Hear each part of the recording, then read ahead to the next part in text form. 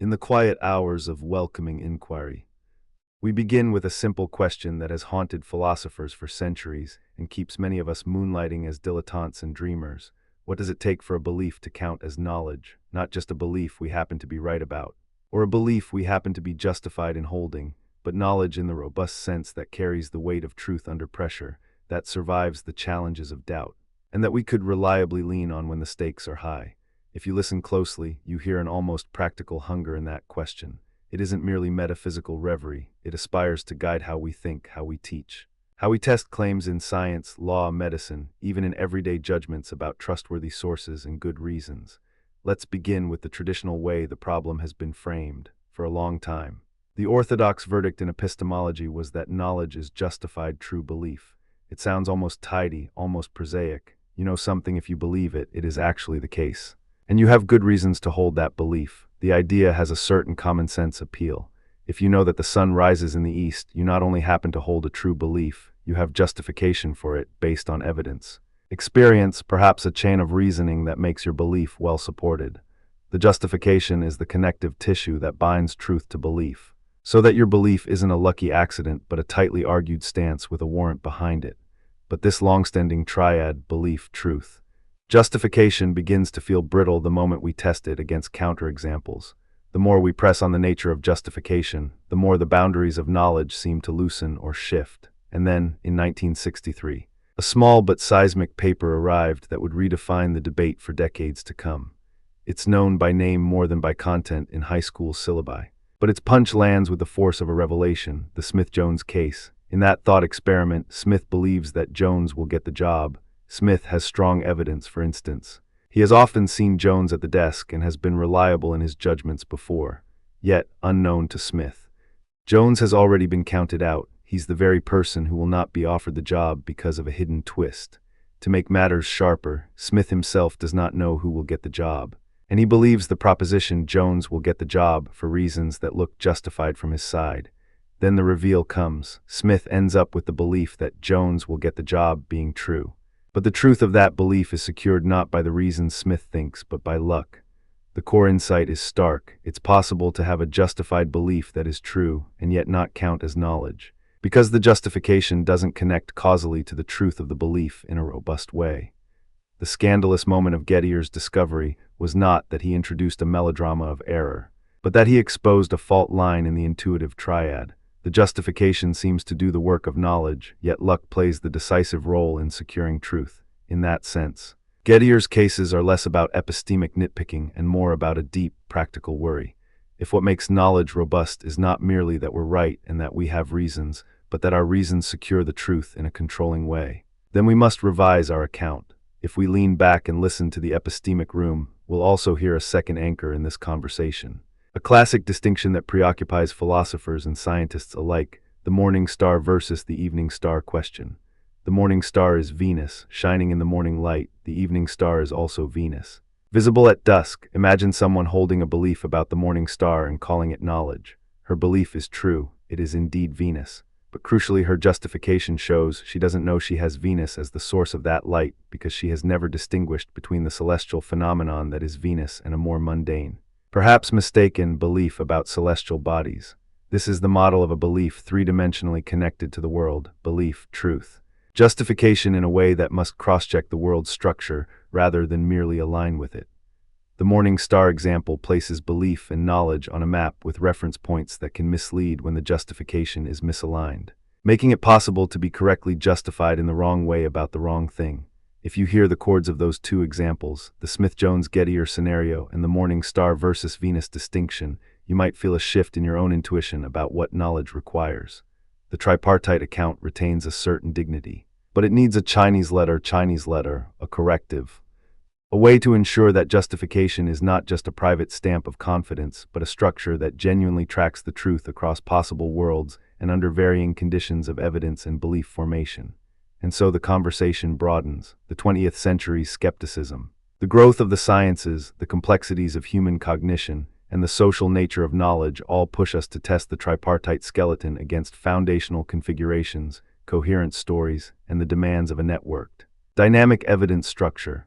Let us now step into the historical doorway with two figures whose names still shimmer on the threshold of epistemology, Descartes and Aristotle. They give us two dramatic entry points into the quest for certainty and justification. Two ways of thinking about how knowledge might be stabilized, two anchors for different strands of the debate. First, Descartes. In the middle of the 17th century, he gives us a dramatic method, a deliberate, almost modern laboratory of doubt. He looks at the noisy uncertainty of the senses, the way sensory experience sometimes deceives us, as when we dream, or when optical illusions trick the eye, and he asks, can I carve out something that cannot be doubted? Something that stands as an indubitable foundation on which to build a firm system of knowledge. The method of doubt is not a mood of cynicism, but a careful architectural tool. He proceeds by methodically doubting the reliability of sense experience. The existence of the physical world, even mathematical truths, if they could be shown to depend on perhaps deceptive faculties. In this dramatic ascent from uncertainty to epistemic safety, Descartes finds a bedrock in the cognitive act itself. The act of thinking is certain, I think. Therefore I am. The famous cogito becomes both a pivot and a beacon. It's a point of pure justification that seems immune to the skeptical challenge, for even if the senses deceive, the subject who doubts must exist as a thinking thing. This naturally raises questions about the nature of justification, too. If we rely on a chain of reasons that starts from the thought, I doubt, we must ask what guarantees the next steps in the chain. For Descartes, the guarantee comes from clear and distinct perception, moments of cognitive clarity where the mind sees a truth with such obviousness that denial would be a kind of contradiction. The surety is internal yet robust enough to seed a broader system of knowledge. The structural ambition is to derive knowledge from the immovable anchor of rational insight rather than from brittle sensory reports. In this sense, Descartes is a rationalist par excellence. He believes the mind has access to certain, necessary truths that can serve as building blocks for science and philosophy alike. Aristotle offers a strikingly different thread. He is not content with the private certainty of inward cognition. Instead, he foregrounds demonstration, science and the systematic ordering of knowledge through cause, principle, and logical derivation. In his view, knowledge is a matter of universals discovered through demonstration, proofs that move from necessary premises to necessary conclusions.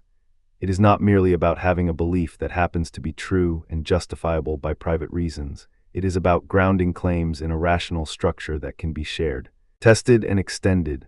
Aristotle's project is to map an architecture of knowledge that begins with observational principles, then moves through first causes and principles known through induction and investigation, and finally reaches universals through deduction.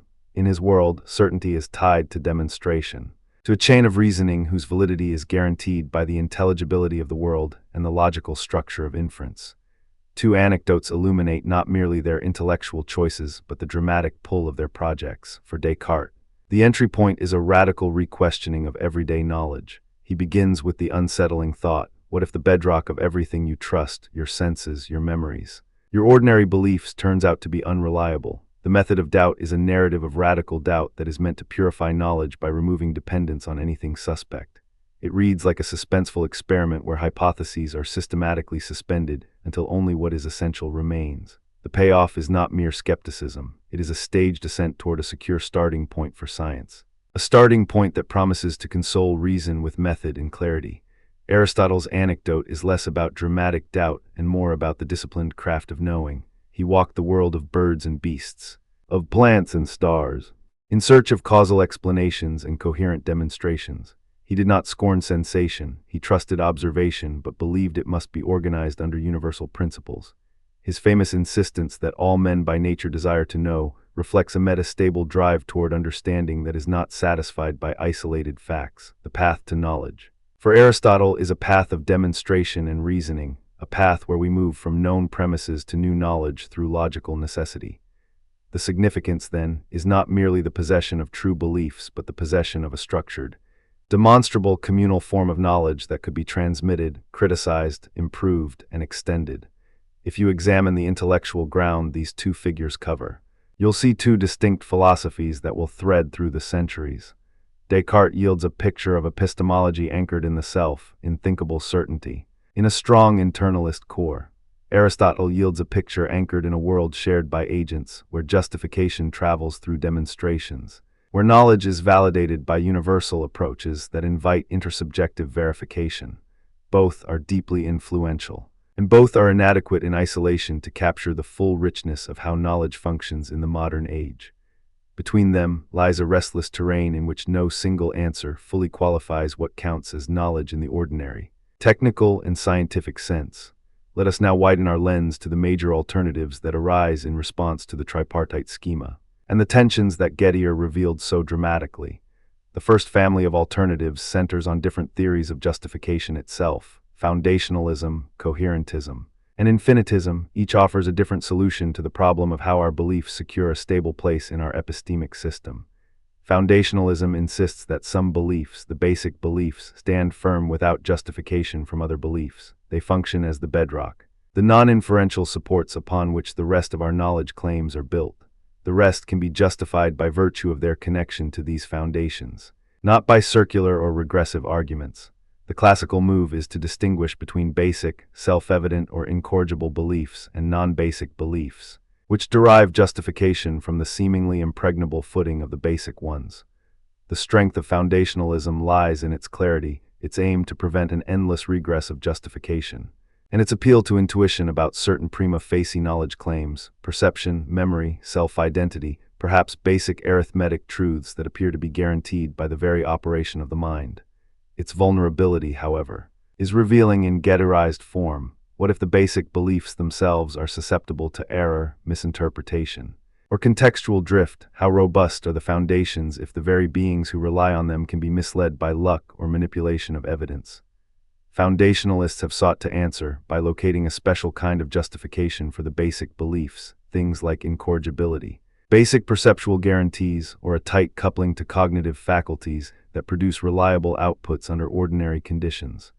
Yet the worry persists that human cognitive architecture is often swayed by context, bias, and background assumptions, and that the line between basic and non-basic can become slippery.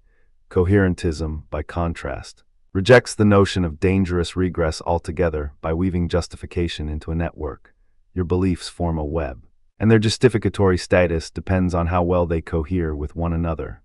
A belief is supported because it fits with the rest of your system, because it makes sense within the overall structure, and because it subjects your entire package of beliefs to cross-checks against the repertoire of the other beliefs, rules of inference, and explanatory power. Coherence is not merely about internal consistency, but about the ability of the system to accommodate new data, to resist obvious contradictions, and to explain more than one phenomenon with a unified framework. The appeal here is intuitive. A well-arranged web feels resilient, more like a map of a shared landscape than a solitary column of stones. The limitation, though, is that a highly coherent but entirely false set of beliefs could, in principle, be wholly self-consistent. There is a risk of mistaking internal harmony for truth, and of mistaking a closed system for a system that tracks reality outside the system's own boundaries.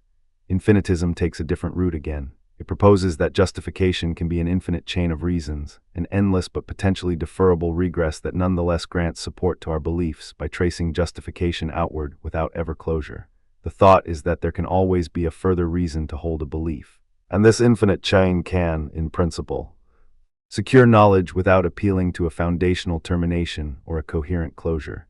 Infinitism has the virtue of dissolving the regress problem without claiming a special class of self-evident beliefs. Its challenge is to show that we can actually live with, deploy, and have confidence in such an endlessly extended justification when we act in the world. In practice, we often operate with finite, practical bundles of reasons, working under constraints of time, cognitive load, and the demand for timely action. Infinitism is elegant in its ambition, but it requires a robust theory of how such infinite chains are cognitively accessible and operationally usable. If you pause here and look at those three approaches side by side, you can feel the pull and push of each. Foundationalism offers a sturdy base and a clear division of labor. Coherentism offers a dynamic, integrative sense of justification. Infinitism promises a near-absolute account that avoids both the foundation and the coherence pitfalls. Each is a response to a structural worry about justification. The risk that our knowledge claims could be undermined by luck, or that our justificatory apparatus could fail to connect reason with the truth in any robust way. The conversation, however, does not stop with these three. Once we grant that justification is not simply a private stamp, but an outward-facing relation to an evidential and conceptual landscape, Externalist responses emerge that aggressively recalibrate the role of the mind, the knower, and the process of belief formation. Externalism in epistemology has several strands, but two stand out for our purposes: reliabilism and tracking. Reliabilism shifts the center of gravity from internal justification to the reliability of the cognitive processes by which beliefs are formed. A belief counts as knowledge if it is produced by a process that reliably yields true beliefs across a wide range of relevant conditions. The emphasis is not on whether I can present a good justification to someone else in a private dialogue, but whether the route by which I arrive at my belief tends to produce truth in the real world. Think of a cognitive process that is generally reliable: perceptual perception, careful inductive reasoning, or the trained instinct of a seasoned diagnostician. If your belief that the street is wet often comes from your visual perception under moisture in the air, and such perception tends to be accurate, reliabilism would count that belief as knowledge, even if you could not articulate the precise chain of reasons that a classical justification demands. The payoff is a robust, scientifically resonant account of knowledge that aligns with how we trust cognitive systems in practice, especially in fields like science and medicine, where reproducible reliability matters. Tracking. The idea associated with the externalist philosopher Robert Nozick and others offers a more specific, performance-oriented way to think about knowledge. A belief tracks the truth if, in the relevant worlds that you consider when forming that belief, if the belief is false, you would not reasonably hold it. The sense is that your belief is tightly tethered to the truth conditions of the world as you would undergo counterfactual scenarios. It's not simply about whether your belief aligns with the actual state of affairs. It's about whether your cognitive perspective would have tracked that state of affairs had it been different. The morning star example in a version of tracking is used to show that even when you believe the morning star is the brightest thing in the sky, your belief might fail to track Venus under certain counterfactual circumstances. There are worlds where you would still hold that false belief even when Venus is not there. Nozick's approach is designed to capture the sense in which knowledge is resilient to nearby possible worlds where things go differently. And this resonates with how scientists reason with models under varying assumptions. Two counterarguments against reliabilism and tracking are worth naming as we extend the dialogue. First, reliabilism can seem to let almost any process count as knowledge if you accept a broad enough definition of reliability. In the age of machine learning and artificial inference, we can imagine systems that produce a lot of true beliefs by sheer statistical luck or correlation without genuine understanding or a rational connection to the world. Is that knowledge or merely a sophisticated accident? The worry is that reliabilism may collapse into a form of epistemic luck if the reliability of a process is not appropriately constrained by the fairness of its method or its informational content. The second counterargument targets tracking by pressing the worry that counterfactuals are not always accessible to human agents, and that what truly matters, the alignment with truth under various hypotheticals, requires more than what we can realistically track in practice. Skeptics ask, how do we verify that a belief truly tracks truth across relevant possible worlds when we do not have direct epistemic access to those worlds? In response, defenders of tracking sharpen the notion of the relevant alternatives and propose carefully argued criteria for when a belief has tracked truth in the proper sense, often linking the criteria to our best scientific practices and to the recognition that certain mental states are better suited to truth tracking in particular domains. The internalist-externalist divide remains a central crossroads in this landscape. Internalists insist that what matters for justification has to be accessible to the subject's conscious reflection, or at least be grounded in reasons that the agent can cite. Externalists reply that the correctness of the epistemic status should be judged by the reliability of cognitive processes and their alignment with the truth, even when the agent cannot articulate a coherent justification or does not have access to those reasons. This tension touches not only philosophical theory, but also real-world practice, how clinicians judge diagnostic confidence, how juries assess the reliability of eyewitness testimony, how scientists evaluate the trustworthiness of data streams, and how policymakers decide which sources of information deserve epistemic legitimacy. As we move through these theories, it's important to keep sight of the real-world applications that illuminate why these debates matter. In science, the epistemic apparatus, whether anchored in foundational, coherent, or infinitist justification, or extended by reliabilist or tracking considerations, plays a decisive role in guiding experimental design, interpreting data, and evaluating competing models. Scientists are, in essence, practicing an extended form of justification in which hypotheses must survive a battery of tests, be resilient to rival explanations, and be coherent with the broader body of evidence. A robust process of justification is not merely an abstract requirement, it's the engine that helps scientific practice filter noise from signal, ground theory, and observation, and ensure that claims have predictive force. In law and medicine, epistemic norms shape how practitioners articulate warrants for beliefs, how much certainty is demanded before action, and how we adjudicate conflicting testimonies and data. Consider a medical diagnosis. A physician does not wait for a perfect methodological demonstration of every causal chain. Instead, she relies on a converging set of signs, symptoms, test results, patient history, and the reliability of the diagnostic tools. Yet the clinician also recognizes the boundaries of justification, the limits of medical certainty, and the risk of false positives or negatives. This is precisely where the philosophy of knowledge becomes a concrete professional compass. How confident should we be given the current patient data? What counts as reliable evidence in a given clinical context? When is it prudent to treat or to test further? These are epistemic questions with heavy ethical and practical consequences. And the answers are not merely technical but weigh the entire social fabric of trust, responsibility, and accountability. In the wake of these discussions, we can also see modern interpretations stretching the old frameworks in new directions. Virtue epistemology shifts the emphasis from the structure of justification to the character and intellectual virtues of the knower, the habit of careful attention, intellectual courage, epistemic humility, and the discipline of seeking robust evidence. The idea is not simply to have the right reasons, but to cultivate a mind that spontaneously seeks them and resists the temptations of bias and wishful thinking. Epistemic contextualism adds nuance to the old debates by insisting that whether a belief counts as knowledge can depend on the context in which it is uttered. In ordinary conversation, a person might be said to know something in one context but not in another, even if the belief remains true and justified by stable standards. This doesn't undermine the objectivity of knowledge so much as recognize the social and practical conditions that surround claims of knowledge. We also hear the call from debates about skepticism, especially about what could undermine knowledge in principle, and the responses about knowledge reliability in scientific practice. Skepticism, in its various guises, challenges us to articulate what would have to be the case for us to lack knowledge, and to examine whether any plausible theory can ever close the gap between justified belief and truth in every possible world. The modern literature often treats this as a tension between the ideal of a knowledge constituting justification and the messy, contingent, probabilistic nature of human cognition in the real world. The anti-skeptical move, then, is to show that even if we cannot defend an absolute, perfectly general account of knowledge, we can defend viable, domain-specific, robust accounts that hold up in science, law, and everyday practical reasoning.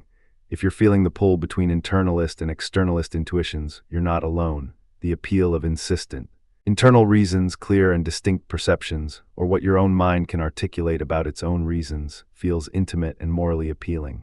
The lure of externalist accounts, reliability of cognitive faculties, or the way our beliefs track truth in the wild, appeals to the everyday, pragmatic trust we place in our cognitive equipment when we engage with the world under time pressure, under noise, or under risk. The middle ground is not an abandonment of either approach, but a synthesis in which we acknowledge that justification has both a mind-centered dimension and an external, world-facing dimension. When you drive a car, you do rely on internal planning and conscious decision, but your safety also depends on the car's mechanical reliability, the road conditions, and the behavior of other drivers. In epistemology, a robust account of knowledge likely requires both a well-structured set of reasons accessible to the agent and a robust alignment with reliable processes that track truth in diverse conditions. Let us braid the threads with a few analogies and examples that render these abstractions more concrete. Think of justification as a scaffolding around a building. The structure is visible when you look up at a science or a theory. The scaffolding supports the ascent. But you don't want scaffolding to become the building itself. The building is the truth of a claim, and the scaffolding is the justification that keeps that claim standing under the winds of new evidence and the collapse of old assumptions. The more trustworthy and well-integrated the scaffolding, the less likely the structure will crumble when a new weather system hits. Another analogy is to think of knowledge as a navigational map. The map shows you roads, routes, landmarks, and hazards. Your beliefs are the places you mark on that map. Justification is the map's legend. It tells you why you trust a route, whether it's a main highway or a side street which detours to avoid, and how far you can trust the directions given your current location. Foundationalism would be like key landmarks that do not require further justification to be meaningful. Coherentism would be a network of interconnected routes whose consistency and explanatory power justify the journey. Infinitism would be an always expandable set of routes that you are prepared to keep adding to as you gather more data. The externalist versions, reliabilism and tracking, are like the reliability of the GPS system or a driver's experience with the local traffic patterns and the live updates that reflect how often the system's predictions turn out to be accurate across different cities. Weather and road conditions. To pierce deeper into how these debates sound in practice, consider two more practical examples beyond the classic Gettier and Morning Star cases. In the laboratory, researchers often make claims about a phenomenon based on a cascade of observations, measurements, and interpretations. The knowledge claim that a particular drug reduces the risk of a heart attack rests on clinical trials, statistical analyses, replication studies, and theoretical justification about how the drug interacts with biological pathways. The justification here is not purely internal or private. It is distributed across communities of researchers, laboratories, and peer review. The test of this knowledge claim standing lies in the drug's consistent performance across trials, the replicability of its effects, and the coherence of its mechanism with established physiology. If a new study refutes earlier results or reveals a confounding variable, what counts as knowledge must adapt. Here, reliabilist intuitions align with the scientific ethos. A claim is knowledge if it emerges from reliable procedures with high probabilities of truth across contexts.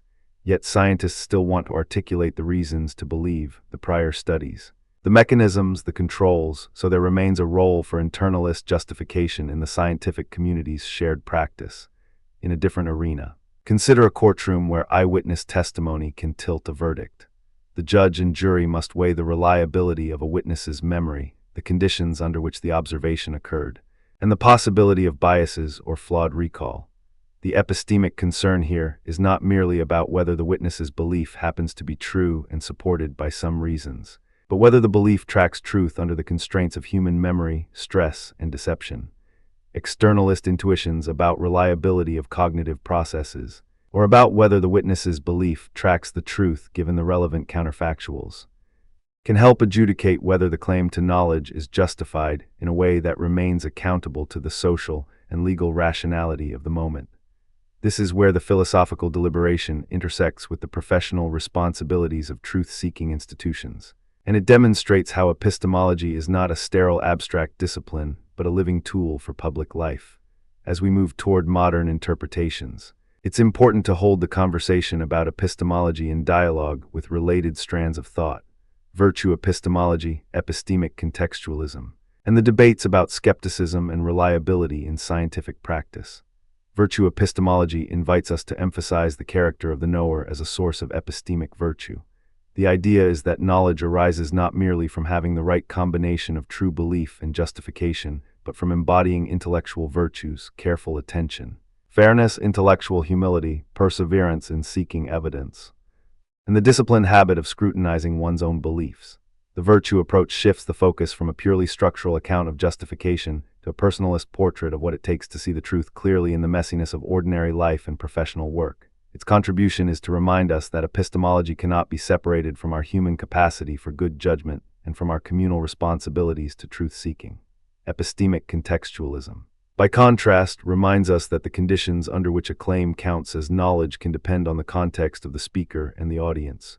In one context, a belief may count as knowledge. In a more demanding context that requires higher standards of evidence, the same belief might not. The point is not to erode the objectivity of knowledge, but to acknowledge that the standards by which we reach knowledge are sometimes contingent on practical stakes, conversational purposes, or the levels of scrutiny appropriate to the setting. The ancient quarrel about certainty reappears here, but in a lighter, more flexible form. Knowledge is robust enough to travel across contexts without collapsing. Yet it yields to more demanding tests when the circumstances require them. The skepticism that haunts our reflections is not something to be dismissed lightly. It acts as a persistent corrective, a reminder that claims to knowledge must withstand the possibility of error, deception, misinterpretation, and bias. The externalist responses, reliabilism and tracking, offer a pragmatic response to skepticism by grounding knowledge in processes that reliably yield truth and in the conditions under which beliefs track truth. The internalist temptations, insistence on accessible reasons, on reasons that one can cite in a private dialogue, keep knowledge intimate and personally accountable. The best approach, arguably, is a synthesis that respects both the social and the cognitive dimensions of knowledge, that recognizes the need for reliable mechanisms in a surprisingly uncertain world, and that champions the cultivation of intellectual virtues as the practical foundation for wise inquiry.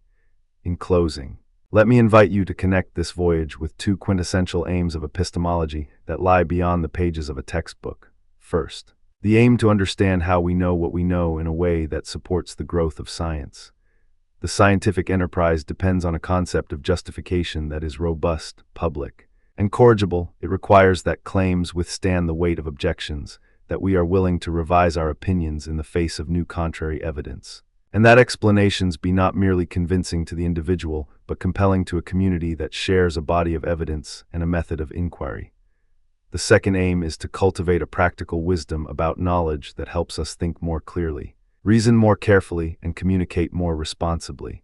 This means recognizing the limits of our own beliefs, respecting the role of others in the shared enterprise of inquiry, and tending to the intellectual habits that support truth-seeking even when it is inconvenient or costly.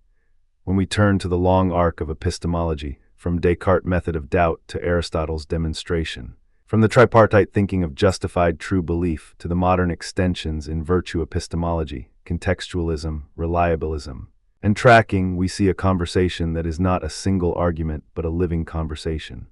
It is a conversation about how we protect ourselves against the seductive pull of false certainty, how we structure our beliefs in a way that they can bear scrutiny, and how we maintain a hopeful posture toward knowledge as something we continually strive to advance rather than something we imagine we already possess. Two final reminders, drawn from primary voices that have guided us along the way. Descartes, in his meditation on certainty, does not abandon the confidence in the power of reason. Instead, he defends a double move, to doubt what can be doubted and to reassert certainty in what cannot be doubted. He writes with a clarity that invites the reader to join him in a disciplined ascent, that even in the face of pervasive doubt, there is a path by which the mind can secure a form of knowledge that is not eroded by skeptical storms.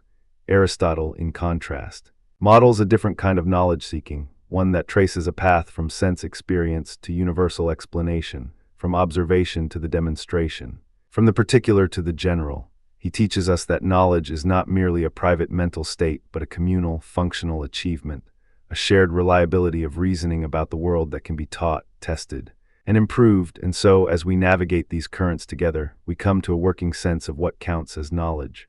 Knowledge is not a single, simple commodity. It is a robust, dynamic practice that binds truth to justification through a network of reasons, processes, and virtues, while remaining open to revision in light of counter-evidence and new discoveries.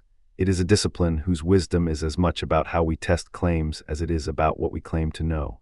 It invites humility without surrender, doubt without paralysis, and a patient commitment to the long, demanding work of understanding the world with clarity, candor, and care. If you're listening and wondering how this speaks to your own life, consider the ways you form beliefs in ordinary moments, when you decide which source to trust, which data to weigh, which claims to accept. The theories we have sketched are not abstract curiosities you can file away. They are tools you can bring into your daily reasoning, into your conversations with friends and colleagues, into your work, and into your sense of responsibility as a citizen. They remind you to examine your reasons, to test your expectations against possible counterexamples, to weigh the reliability of your cognitive processes, and to cultivate the intellectual habits that help you approach truth with seriousness and grace. And as we turn now to the broader landscape, the cross-references to virtue epistemology, epistemic contextualism, skepticism, the reliability of scientific practice, we can see that the foundations of knowledge are not a fixed statue in a museum, but a living, evolving project. A project that invites us to think with more care, to learn from the past, to test our present beliefs, and to treat truth as something worth pursuing with patience, courage, and a devotion to evidence. In closing, remember the two classic anchors that opened our discussion: the Smith-Jones-Gettier-style case that shows how justification and truth can align by luck, and the Morningstar versus Venus example that separates belief from knowledge in a way that unsettles easy assumptions. They are not merely thought experiments for philosophy classrooms. They are signposts that guide how we reason, how we teach, and how we participate in the shared, messy, exhilarating enterprise of understanding the world. the history that stretches from Descartes' radical doubt to Aristotle's demonstration, and the many voices in between and beyond, reminds us that the foundations of knowledge are both sturdy and unsettled, both intimate and public, both old and continually renewed by the work of inquiry. So as you go forward, let these questions accompany you. What counts as justification in your own thinking? When does a belief qualify as knowledge in your profession, in your family? In your community, how does the reliability of the processes by which you form beliefs affect their status as knowledge? And what intellectual virtues can you cultivate to strengthen your capacity for truth-seeking in a world full of signals, noises, biases, and temptations? The journey is long and the horizon always receding, but it is precisely this forward pull, the desire to know more clearly, to justify more robustly, to stay open to the world's demands, that makes philosophy not a retreat from life but a deepening of it. And if we practice with patience, with care, and with a willingness to revise, we may learn to live with a wiser kind of knowledge, a knowledge that does not pretend to have all the answers, but remains committed to improving our understanding together. Imagine waking up in a quiet room, the morning light slipping through a window, the hum of a city somewhere beyond the walls. Your eyes register colors, shapes, distances, and motions. Your ears catch a distant murmur of traffic, your muscles register a sense of your own presence. And your memory supplies an imagined continuity between this waking moment and yesterday's experiences. In that moment, you already possess knowledge in several senses. You know that you exist. You know that you are in a room. You know that objects appear to be arranged in a certain way.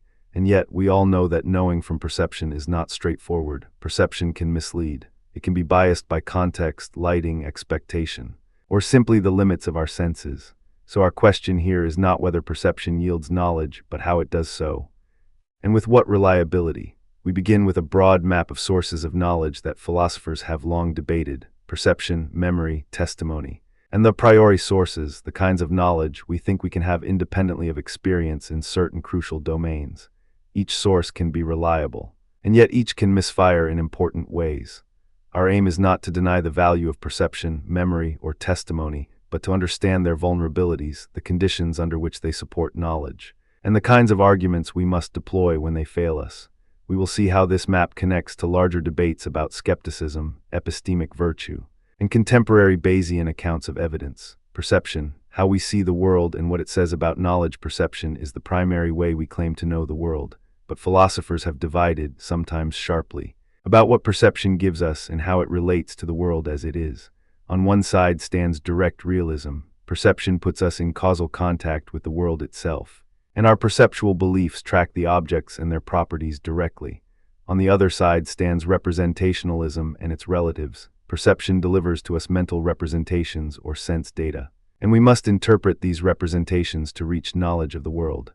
The divide matters not only for philosophical theory, but for our practical life, how we trust what we see, how we interpret sensory reports, and how we guard against illusion and error. Direct realism says there is a straightforward connection between the world and the way things appear to us. When I see a tree, I am directly aware of the tree as it is. The tree's properties are in some robust sense accessible to me through perception. Representationalism, by contrast, says we do not see the world directly. We see sense data or mental representations that stand in for the world. We must infer what those representations mean about the underlying objects and their properties. The crucial point is that perception is fallible in two ways. It can misrepresent, and it can be misled by the conditions of perception themselves. Our perception depends on the interface between sense organs and world conditions, lighting, distance, perspective, context, and this interface can produce illusions, distortions, and systematic errors. Let me pause and offer a couple of lenses philosophers use to think about perception. One influential position is common sense realism mixed with a cautious bite. We generally know the world as it appears, but our access is mediated. The other is the worry that perception is a constructed, theory-laden process where even what seems to be given to us is shaped by prior beliefs, expectations, and conceptual schemes. The tension between these views is not a trifling debate about metaphysical ontology, but a live issue about what we can know and how we should treat perceptual reports, especially when they conflict with other sources of evidence. Two classical sources of insight anchor this discussion. First, Galileo's turning of the telescope taught us a sober, practical lesson. Our perceptual apparatus can be extended, refined, and corrected so that what we take to be the heavens reveal themselves in new ways. The old eyes may mislead, but with instrumented observation, We can override certain kinds of illusion and mistake about the cosmos. The way Galileo described his discoveries is not a mere anecdote. It is a story about a turning point in how perception and reason collaborate to yield knowledge that escapes the narrowness of unaided sense perception. Second, Kant's Copernican shift, his famous claim that the structure of our perception conditions what we can know, reorients the entire project of epistemology. Before Kant, the dominant question was whether our thoughts could ever accurately track an independent world. Kant flips that. The world as we know it is inseparable from the forms of our own cognition, space, time. And the categories of understanding are the lenses that shape the field of possible experience. That shift is not merely technical. It is a radical reconfiguration of what counts as epistemic access. If the conditions of experience themselves shape what can count as knowledge, then we must examine perception not as a passive mirror, but as an active construction that constrains what knowledge can possibly be. To make perception concrete, let us consider two well-known perceptual phenomena that show both the power and the vulnerability of perception. The first is perceptual illusion, the mind's eye, so to speak, playing tricks on itself. The Mueller-Lyer illusion, with its lines and fins, makes two equal-length lines appear to differ in length because of the arrows at their ends. The Ponzo illusion uses perspective cues in a railroad track scenario to make a short line appear longer because of the surrounding converging lines. In both cases, the lines in objective geometry are the same length, yet the mind interprets them differently because perception integrates context, depth cues, and prior expectations. The effect is robust across cultures and ages, suggesting a systematic feature of perceptual processing rather than a mere quirk. It is a dramatic demonstration that perceptual beliefs can diverge from actual facts even in a controlled environment, forcing us to ask, how much should we trust what our senses tell us? And under what conditions can perception be trusted as a source of knowledge? The second example is color constancy, the famous ability of the visual system to maintain stable color perception for objects under varying lighting. A white shirt under a red spotlight and the same white shirt under noon daylight look differently colored to casual observation. Yet we confidently call both versions white. The brain's interpretation of surface reflectance and illumination stabilizes our color judgments. But it also reveals a truth about perceptual knowledge. Our perceptual system fills in, corrects, and sometimes smooths over differences in the world to yield a usable, coherent experience. Color constancy shows the mind actively engages in a form of perceptual inference, not blind reception of light wavelengths, and that this inference is generally reliable but sometimes answerable to error when unusual lighting or context creates strong competing cues. Perception has a robust track record for reliability in ordinary circumstances. It supplies quick, action-guiding knowledge about the environment, how far away a vehicle is, whether a cliff is real, whether a cup is hot. But the two illusions, Mueller-Lyer and Pons, and the color constancy example remind us that perception is not a simple, theory-free mirror of the world. Perception is a dynamic, constructive process that can be manipulated by context, expectation, and internal wiring. That is why epistemologists insist on cross-checking perceptual knowledge with other sources, memory, testimony, and crucially often, a priori principles that help us interpret experience. Two key arguments about perception illuminate its complexity. The first is the argument from perceptual illusion and descent. Perceptual illusions reveal that even when we have a perceptual belief that seems irrefutably about the external world, there may be non-veridical input at work. If perception can mislead us in controlled experiments, might it also mislead us in ordinary life? The second argument comes from the theory-ladenness idea, the notion. Associated with Norwood Russell Hanson and developed by others, that observation is influenced by prior theory and background assumptions. If what we see is already shaped by what we think, then perception cannot be the pure gateway to knowledge that it sometimes seems. We must attend to how our conceptual framework channels perceptual interpretation. The two historic turning points I mentioned unfold precisely here. Galileo's telescope enabled human observers to gather data about the heavens in ways that the unaided eye could not achieve. It did not abolish perceptual error, it reframed it. Now the reliability of observation becomes something that science can generalize from carefully controlled observations, repeated experiments, and instrumental calibration.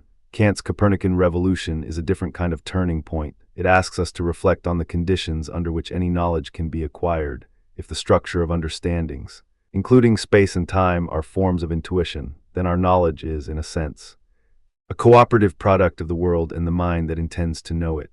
The mind not only interprets the world, it constrains what can be known about the world. There is a famous line often attributed to Galileo that captures this sense in a single image. Philosophy is written in this grand book, which stands continually open to our eyes, I mean the universe, and the book is written in the language of mathematics. This formulation invites two readings. One is, perception, when guided by mathematical description, becomes a route to reliable knowledge. The other is, the very conditions of intelligibility are mathematical in nature. The way we interpret sensory data is shaped by a framework that is, in part, mathematical. And thus our knowledge claims depend on a structure we bring to experience. We can also turn to primary sources to keep the dialogue vivid.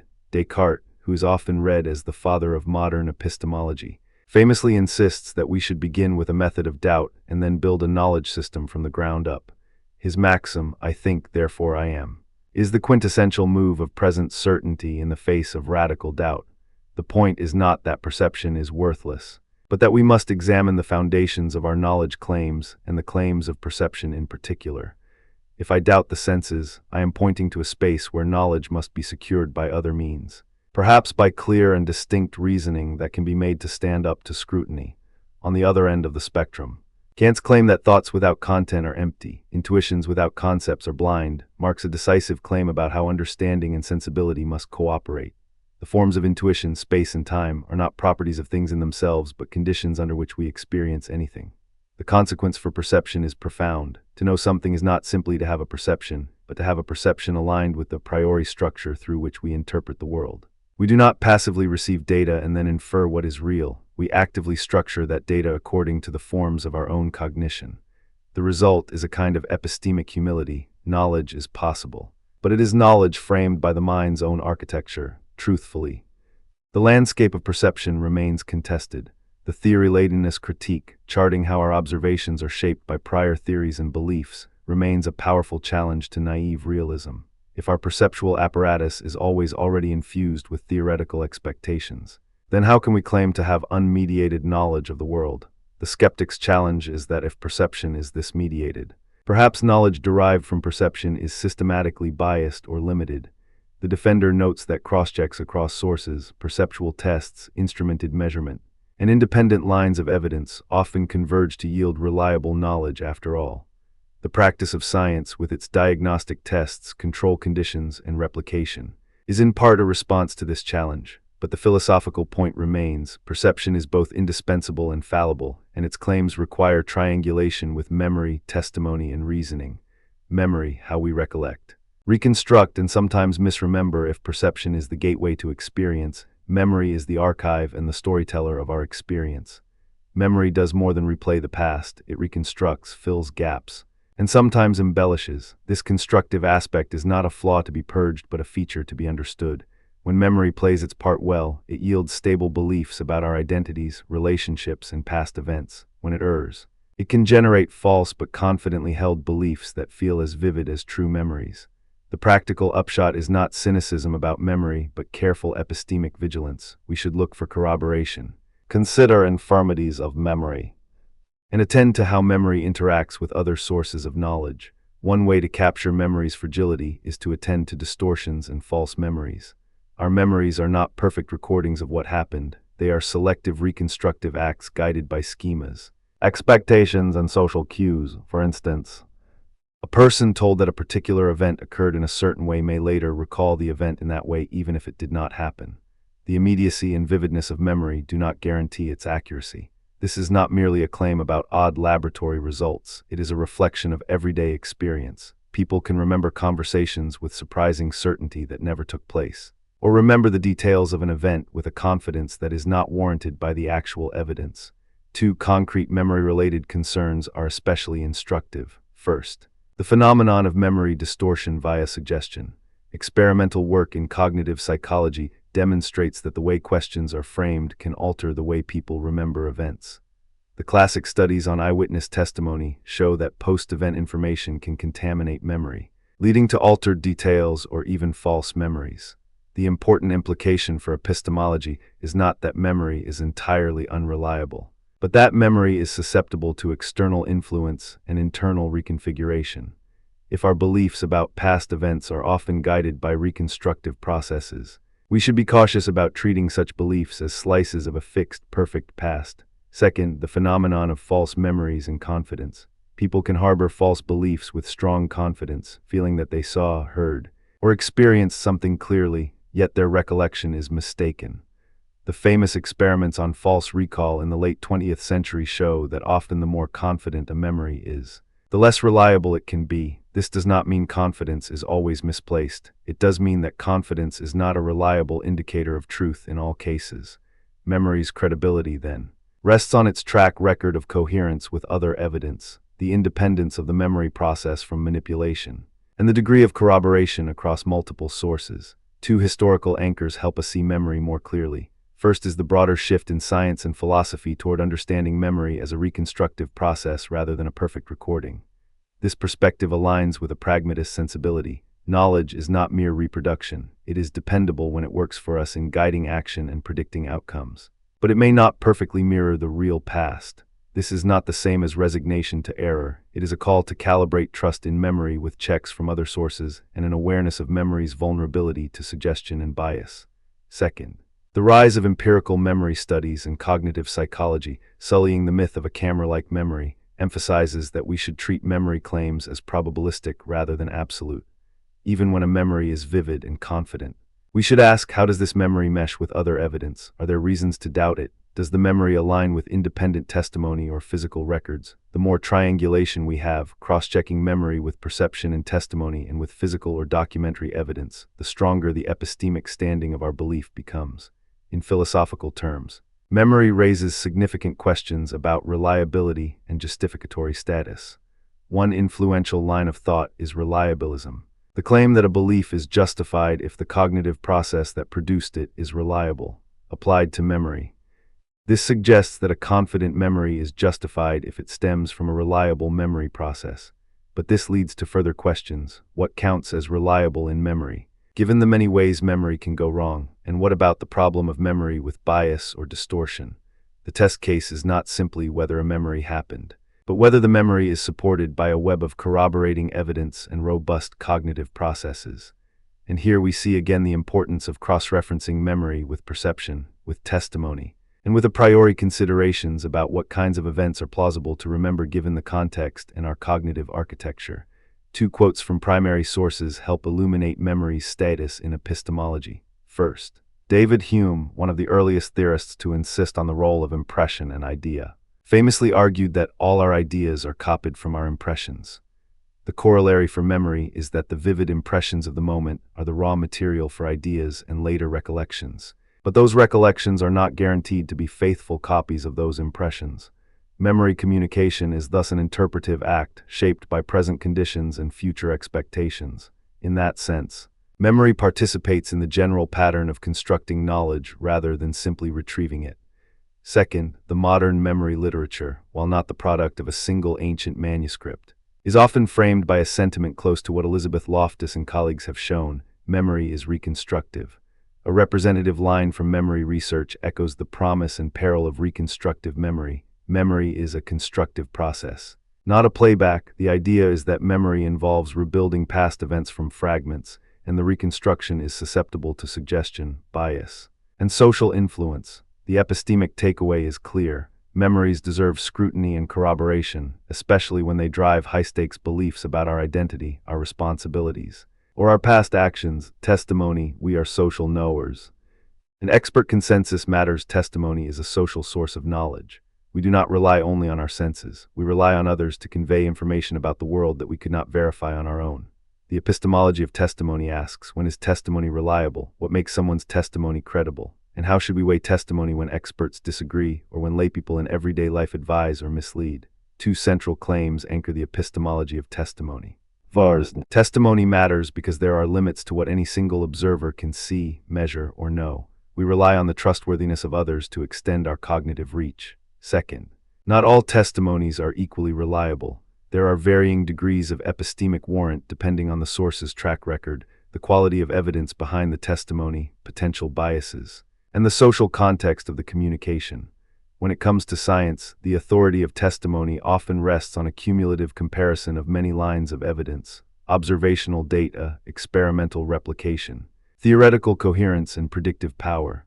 When it comes to everyday life, testimony is a practical necessity. We learn about whether forecasts, medical advice, or the safety of a product through a network of experts, institutions, and trusted authorities. Two concrete examples of testimony illustrate the power and limits of this source. The first is the scientific consensus on climate change. The consensus is not a single experiment, but a robust convergence of multiple lines of evidence, temperature measurements, ice core data, ocean pH, climate models, and long-term observational trends.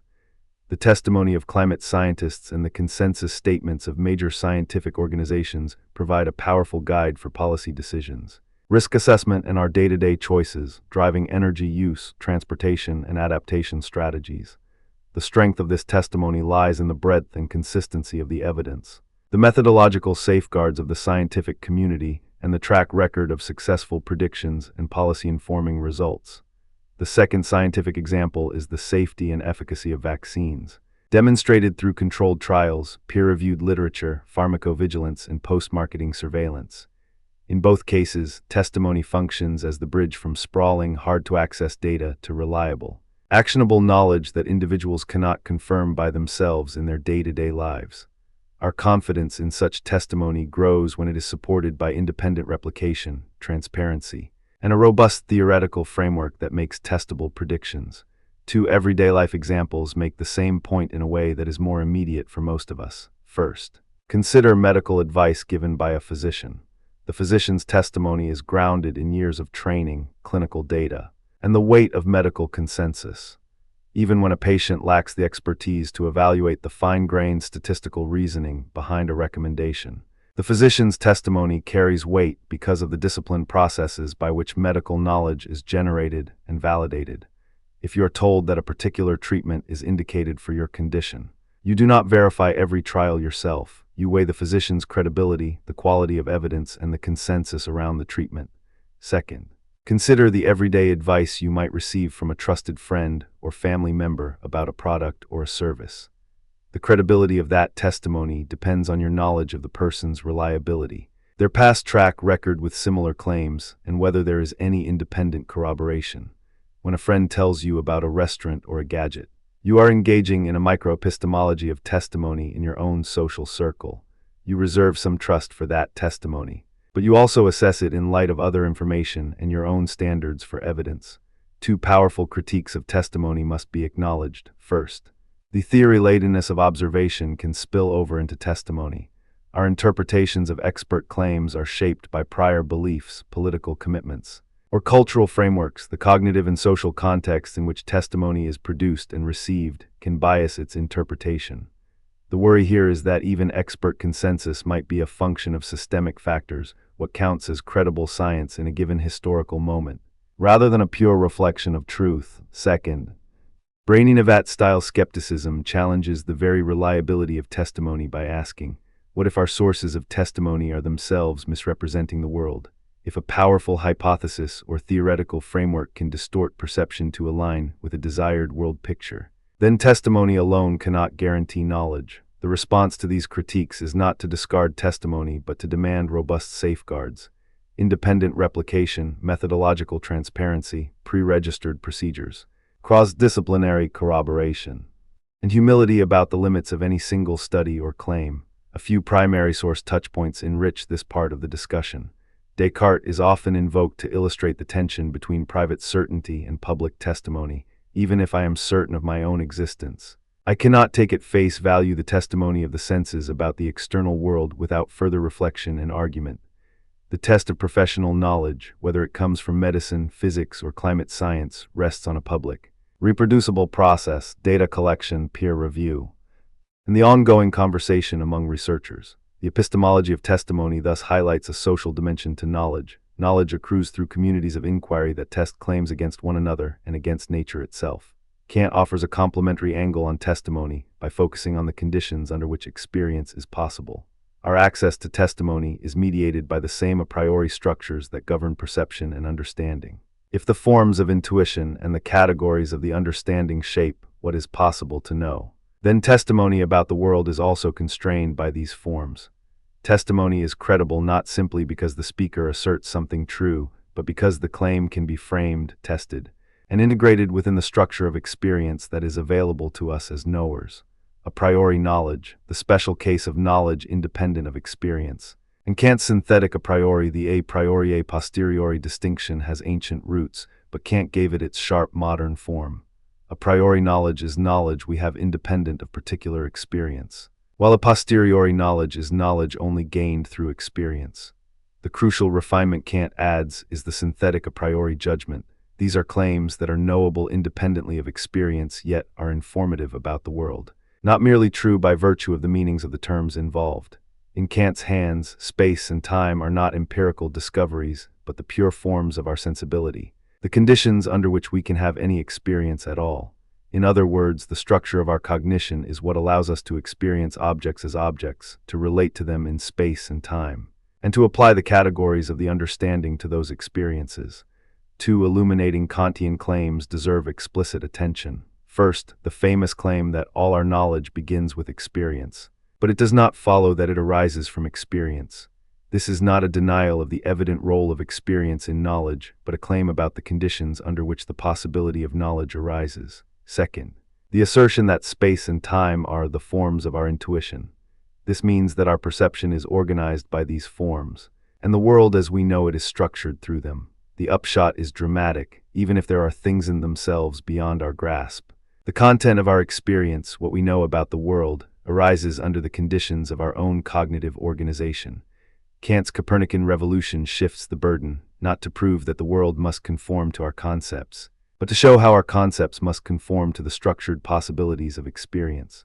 Two practical features of Kant's position bring clarity to the a priori debate. One is the role of mathematics and logic as paradigmatic examples of synthetic a priori knowledge. Mathematics provides universal truths that are not derived from particular experiences, yet they are not mere tautologies or definitions. They yield substantive knowledge about structure, quantity, and relation. The second is the claim that the very possibility of empirical inquiry presupposes certain a priori conditions.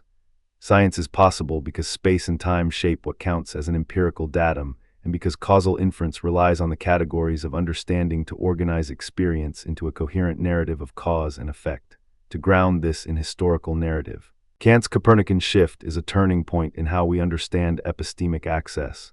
He did not claim that the world as it is in itself becomes accessible through pure reason. Rather, he argued that the conditions of possible experience, the way our senses and understanding organize input, are not mere passive receptions but active contributions to what we can know.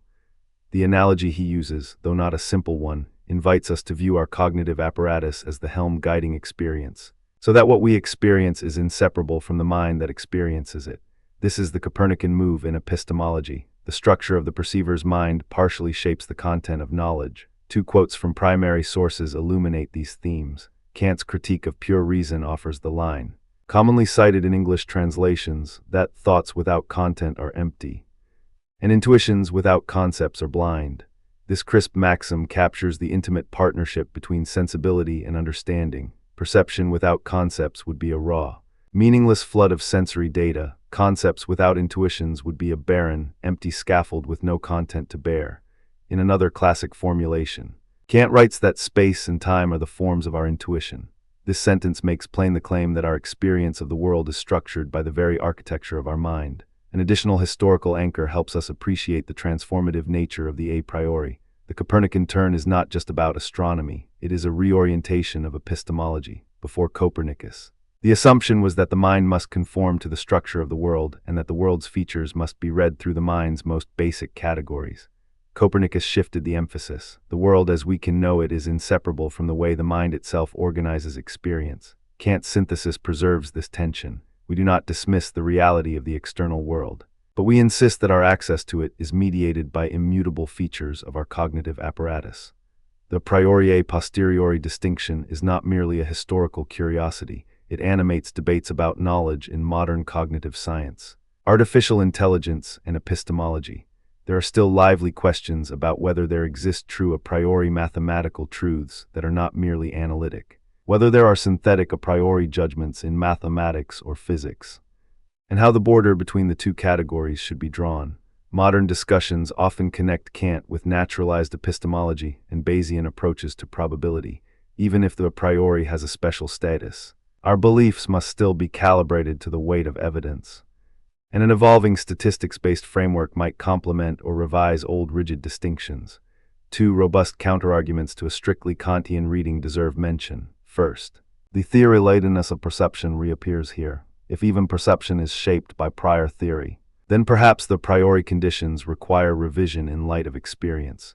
If our intuitions themselves are guided by deep-seated theoretical commitments, can any synthetic a priori claim be truly universal? Second, contemporary philosophers of science have questioned strict foundationalism, the view that knowledge rests on a small set of self-evident foundations.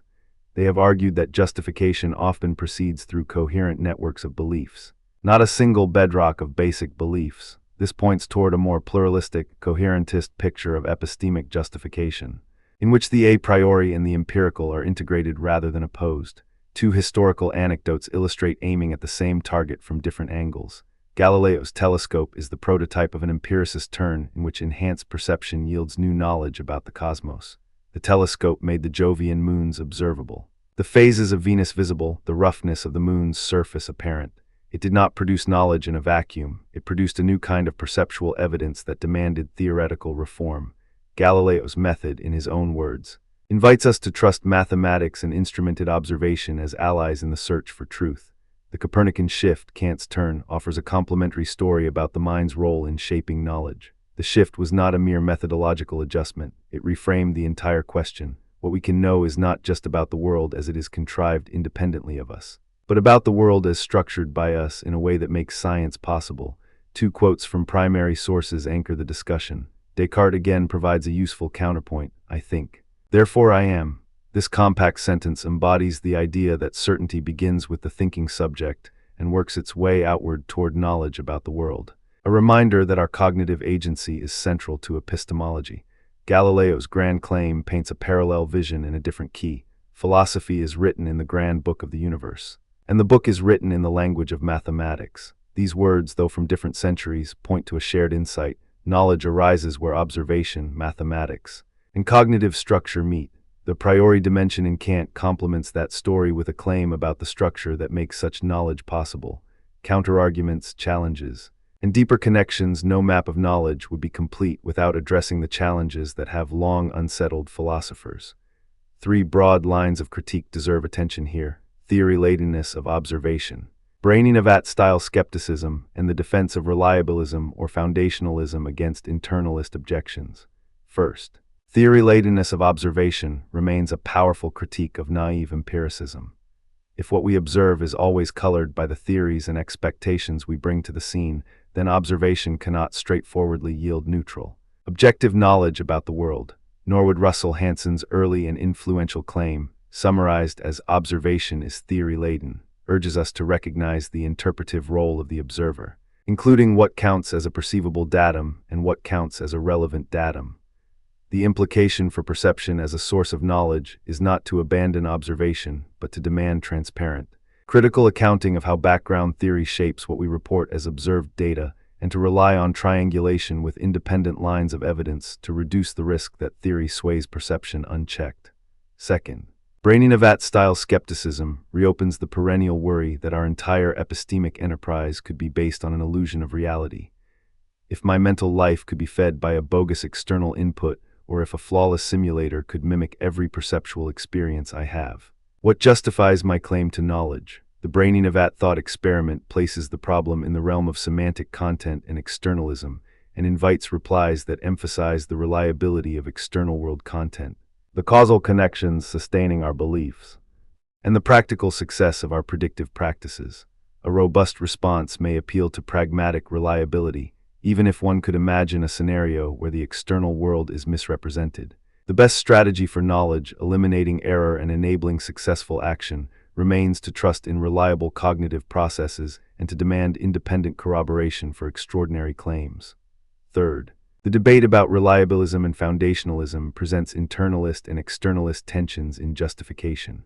The reliabilist response, a belief is justified if it results from a reliable cognitive process, offers a natural account of how memory and perception might warrant belief. But it faces challenges when the outputs of reliable processes lead to systematic error or when our normative standards require more than empirical reliability to secure justification.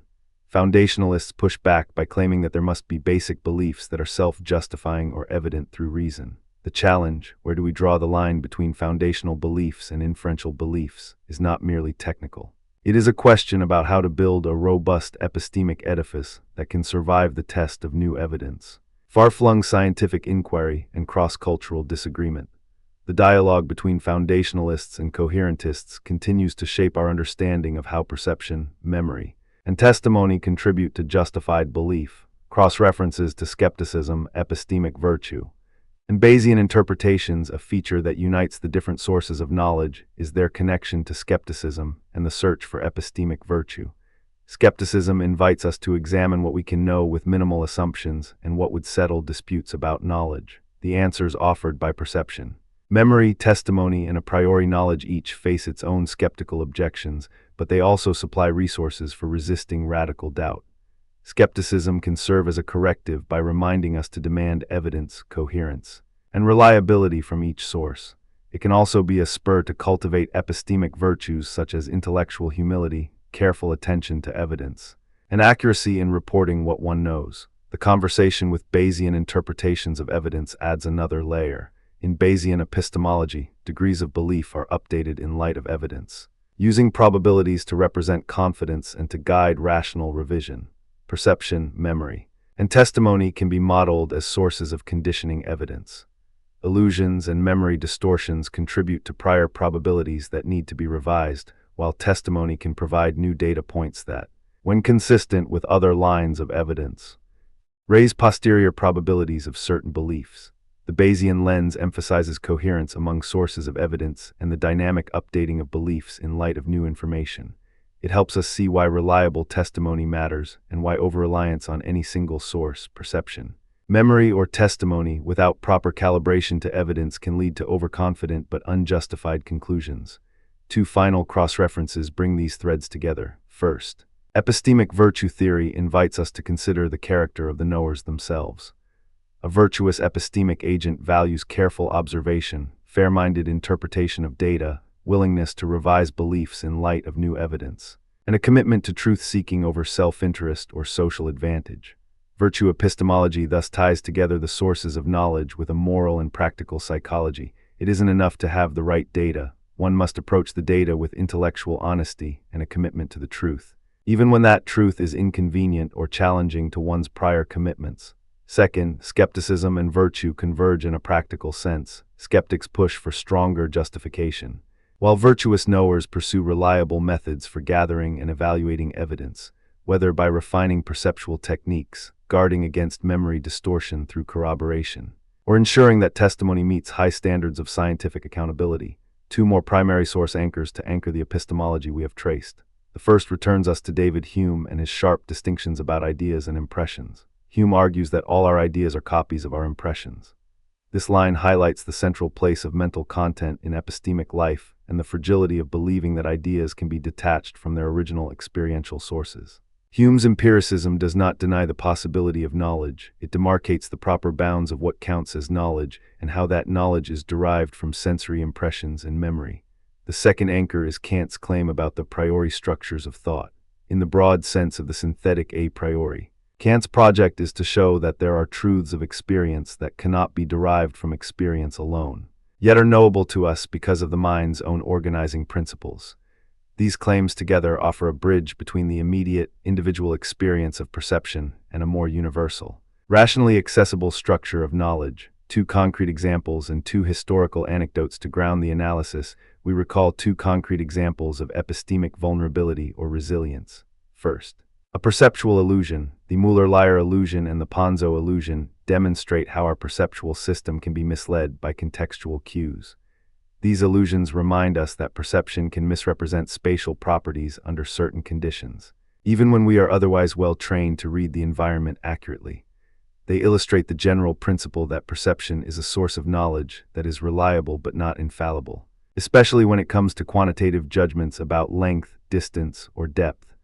They also provide motivation for cross-checking perceptual judgments with additional sources of evidence, such as measurement with instruments, calibration data, or independent observation procedures.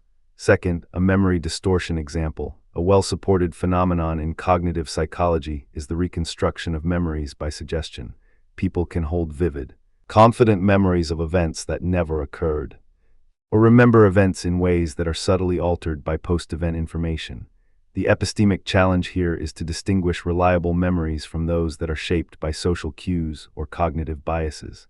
The practical takeaway is to treat memory as a probabilistic source of knowledge rather than a perfect archival system, and to seek corroboration by other independent lines of evidence whenever memory plays a central role in justification.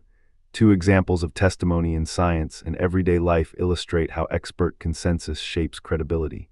In science, consider the consensus around climate change, dozens of independent studies, cross-disciplinary data, and the convergence of models and measurements create a robust evidential foundation that has transformed how societies think about energy policy, urban planning, and disaster preparedness. The strength of this testimony does not rest on a single article or a single scientist. It rests on a broad, cumulative body of work that passes peer review, replicates findings, and makes testable predictions. In everyday life, consider the guidance from medical professionals about vaccination. The testimony of clinicians, public health authorities, and scientific bodies has shaped decisions about vaccine schedules, outbreak response, and herd immunity. This testimonial epistemology shows how ordinary people can rely on expert consensus to navigate uncertain terrains, such as new diseases or changes in medical practice, even when direct verification by lay observers is not possible. Two historical anecdotes to illuminate turning points. Galileo's telescope and the Copernican shift in Kant's sense of epistemic structure show two kinds of revolution in knowledge. Galileo's telescope expanded the reliable reach of perceptual knowledge by giving us new kinds of observational data about the cosmos. The data demanded new theories and models to explain planetary motion, the phases of Venus, and the relative positions of moons. The telescope did not merely provide more data, it expanded the possibility space for credible knowledge. Kant's Copernican shift reframed the very ground on which we stand as knowers. If the conditions of perception and the structure of understanding condition what we can know, then the unity of knowledge across perception and reason is a product of the mind's own architecture, a claim with enduring implications for science, education, and criticism. Two primary source quotes to keep in mind as you listen. First, Descartes, I think. Therefore I am. This matches the insistence that the thinking subject is the anchor of knowledge and that the self as subject is indispensable to any justification. Second, Kant, thoughts without content are empty, intuitions without concepts are blind. This line captures the fundamental claim that perception requires structure for interpretation, and interpretation requires data to be meaningful. A third, mid-century touchstone to remind us of the social dimension of knowledge is the line about observation being theory-laden. Attributed to Norwood Russell Hanson, observation is theory-laden, while the exact phrasing deserves careful reading. The idea captures a crucial epistemic insight. Our access to knowledge is inseparably connected to the theoretical frameworks we bring to bear on the world. In conclusion, the sources of knowledge, perception, memory, testimony, and the a priori foundations offer a powerful, interwoven map of how we come to know. Each source has a robust role in guiding action, deepening understanding, and enabling science. While each remains vulnerable to particular kinds of error, our job as knowers is to cultivate a robust epistemic practice, to calibrate perceptual judgments with instrumented data and cross-checks, to treat memories as constructive rather than infallible, to recognize the social nature of knowledge in testimony and science, while maintaining healthy skepticism about sources and biases, and to acknowledge the role of the a priori in shaping what is conceivable as knowledge and how our minds structure experience. If we attend to these sources with humility, we can harness their strengths and compensate for their weaknesses, moving toward a more reliable, more nuanced, and more responsible epistemology. And that, in the end, is what epistemology asks of us, to take seriously not only what we think we know, but how we come to know it. The path is not a straight line of certainty, but a prudent, ongoing conversation among perception, memory, testimony, and the a priori. It is a conversation that has been going on for millennia and will continue to be renewed in classrooms, laboratories, clinics, and the everyday exchanges through which we learn, persuade, and grow wiser together. The more we listen to each source with an ear for its limits, the more we can trust what we genuinely know and be honest about what we still do not. This is the aim of sources of knowledge, to illuminate the complex, living process through which human beings come to understand the world. One cautious step at a time. We begin by turning our attention to a quiet room where beliefs are tested, not merely believed. The question that unfolds here is not what should we think, but why we think it should be rational to trust what we think. What makes a belief more than a fleeting hunch, a superstition, or a lucky guess? What gives a belief its warrant, its passport to being knowledge rather than a mere opinion wearing a respectable mask? In this section, we walk through how beliefs become warranted, tracing the paths that theories of justification have carved through centuries of thought. We will stand at the crossroads of two big questions. Where does justification come from? And how should we assess its reliability? We will hold up the contrasting pictures of internalist theories, which insist that justification is accessible to the thinker, that is, available to the mind or to the subject herself, and externalist theories, which insist that justification depends on factors outside the subject's conscious awareness, such as the reliability of cognitive processes or their proper functioning in the right environment. And beyond that, we will explore a turning point in the history of epistemology, the virtue-theoretic turn, where knowledge is recast not as a tidy bundle of conditions sitting inside the believer, but as the product of a well-formed intellectual character. A mind with virtue and good habits, origins and the landscape of ideas. To begin, it helps to remember the problem as a kind of ancient knot. How can we tell when a belief is truly warranted, when it stands up to scrutiny, when it rises from mere opinion to knowledge? The threads of this knot start in the early modern critique of certainty, with the thought that a solid foundation is needed for enduring knowledge. This is the foundationalist impulse, the hope that there are elementary, self-evident, or incorruptible beliefs that can serve as a secure base from which others can be built. The anchor here is often a claim about justification that the thinker can access directly, without an intermediate chain of justification that could go wrong. In the shadow of such an aim stands the work of René Descartes, who declares that doubt can be disciplined into a method, and that the mind can discover certain elements that do not admit of doubt.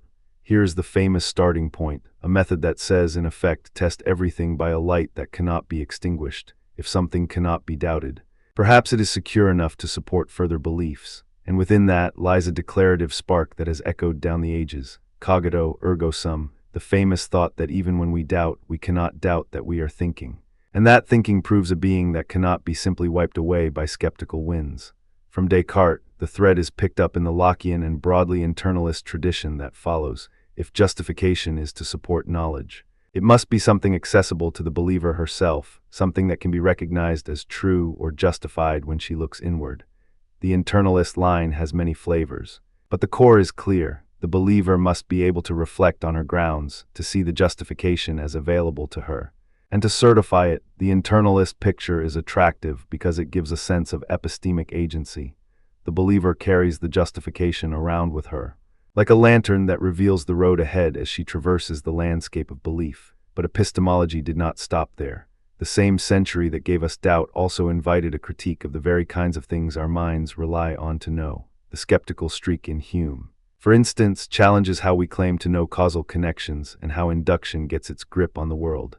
He presses us to examine whether our belief in cause and effect, or in the uniformity of nature, rests on the sort of justification we have good grounds to rely on. If our reasoning about causation and induction is not justified in the way we want to think, then how do we ground knowledge at all? Hume's inquiry is not a rejection of knowledge, but a demotion of certainty that invites a more careful look at what we count as epistemic warrant. Against this backdrop, two broad families of answers emerge, each with its own strengths and weaknesses. One family keeps faith with the notion that justification is available to the mind and can be organized in a system that supports knowledge. This is the foundationalist and, in some forms, internalist camp. The other family enlarges the social and environmental dimension of justification, insisting that what makes a belief justified is that it tracks truth through reliable processes, sometimes even when the believer doesn't know or consciously access the reliability. This is the externalist camp, which includes reliabilist accounts and later the proper functionalist and track record approaches championed by Plantinga, Goldman, and their collaborators. The contrast between internalism and externalism becomes a core axis of contemporary epistemology, not merely a technical dispute, but a way of asking who or what bears the weight of justification, the person or the processes that operate on the person's behalf. Named landmarks in the history of these views include foundationalism, coherentism, and infinitism as competing answers to the question of how justification for a belief is built up or organized. Foundationalists hold that some beliefs function as the bedrock, self-justifying or incorrigible in their own right, from which other beliefs draw warrant. Coherentists deny any need for a single bedrock, arguing instead that a belief is justified if it coheres with a web of other beliefs that mutually support each other. Infinitists push further, suggesting that justification can be extended indefinitely as a chain of reasons, with no final foundational stop. Each approach has its theoretical charm, the gravity of a solid base, the robustness of a well-knit system, or the stream of endless justification that avoids rest on any single point. And then there is the virtue turn, a transformation in epistemology that asks a different question altogether. What if knowledge is not primarily about the structure of reasons we can dip into, or the reliability of processes we might not directly inspect, but about the character of the thinker, the kind of intellectual life she cultivates, and the dispositions and strengths that guide her cognitive conduct? This turn moves us toward a more behavioral and moral psychology-inflected picture of cognition, the mind as a virtuous agent, with cognitive virtues like carefulness, intellectual courage, intellectual humility, and fair-mindedness shaping how beliefs are formed and tested. The virtue theorists are quick to remind us that even reliable processes can go wrong if the agent does not exercise the virtues that sustain them, and that trustworthy outcomes depend on more than mechanical reliability. They depend on the accountability and diligence of the thinker who uses those processes. Key figures and lines of argument let us name and follow some of the central figures and the turns they represent. On foundationalism, Descartes looms large. His method of systematic doubt and his search for an indubitable foundation are the archetype of trying to locate a non-deceptive starting point for knowledge. The Cartesian move is double-edged. It promises certainty, but also reveals the fragility of our ordinary epistemic confidence. From the vantage point of justification, Descartes imagines a hierarchy of beliefs that can be known with a kind of raw certainty if properly grounded. The move is not merely methodological. It acts as a metaphysical claim about the kinds of things that can serve as the basis for justification. In a sense, Descartes' project is to salvage knowledge by retreating to that bedrock of clear and distinct ideas that cannot be doubted, an idea that has shaped much of the early modern approach to what justifies a belief. Against this, we see the externalist challenge taking shape in the later 20th century. The basic insight is to separate justification from the believer's own awareness of it. If a belief is produced by reliable cognitive processes, or if the process is properly functioning and designed to produce true beliefs in the right kind of environment, then the belief can be justified even if the thinker cannot articulate the grounds, or even if the thinker remains unaware of the reliability. The Swiss cheese of internal access, gaps, inconsistencies, and blind spots no longer has to swallow the whole claim to knowledge. This space gives rise to reliabilism in its diverse forms, with David Lewis earlier and Alvin Goldman later offering robust versions. The core claim is crisp. Justification comes from the reliability of the mechanism that yields the belief, and the truth-conduciveness of that mechanism matters more than the subject's inward access to the justification itself. Within the interior of this debate sits the elegant but unsettling Gettier problem, which is not a knockdown to one side or the other, but a virus that unsettles our comfortable doctrine that justified true belief suffices for knowledge. Gettier asked us to imagine cases where a person has a belief that is both true and justified, yet intuitively does not look like knowledge because the justification is accidental or luck-inflected. The punchline is that a robust theory of knowledge must block these kind of lucky derivations. The significance of Gettier is not merely technical. It is a reminder that the relationship between justification and truth is more intricate than we might have supposed. On the internalist side, two major strands are famous. The first is the foundationalist strategy we already started tracing with the hope of an invulnerable base. The second is coherentism, which argues that justification accrues by the overall coherence of a belief within a system of beliefs. Coherence is not defined merely as logical consistency. It is a richer sense in which a belief must harmonize with other beliefs, with the observations and with the explanatory ambitions of the entire cognitive enterprise. And then there is infinitism, which refuses to stop at any finite foundation. Postulating that justification runs infinitely, there is always another reason to adduce beyond the last reason, a chain without termination but with the hope of coherence achieved across an infinite horizon.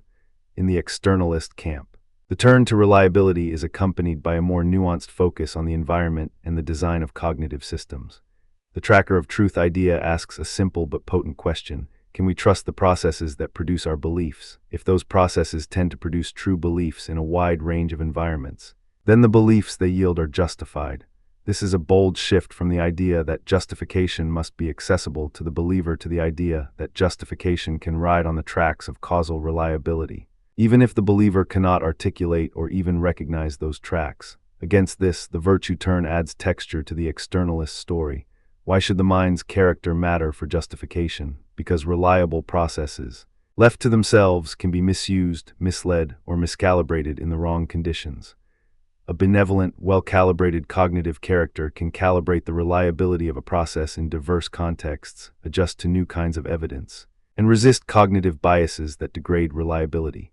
The virtue theorists insist that knowledge is not simply a matter of having a reliable mechanism. It is a matter of a reliable mechanism exercised by a virtuous mind. The virtue turn is not a denial of reliability. It reframes reliability as something that is realized through virtue, through intellectual virtues like carefulness, objectivity, and disciplined attention. Two major strands in modern discussions, reliabilism and virtue epistemology, let us sketch in a more narrative way the two pillars that modern discussions lean on most heavily. On the one hand, reliabilism, as argued by Goldman and others, asks a straightforward question: what makes a belief justified? The answer is often framed as follows: if the process that produced the belief is reliable, producing true beliefs across the relevant range of cases, then the belief is justified. If the process is reliably producing true beliefs in the long run, then the belief qualifies as knowledge when it is also true, and the believer has appropriately connected reasons for it. The beauty of reliabilism is its coordinate with a naturalistic picture of cognition. The brain is a mechanism with a track record, a set of cognitive devices that have evolved or been engineered to produce true propositions about the world. From this vantage point, justification aligns with the empirical world and cognitive performance rather than with a purely inner audit of justification.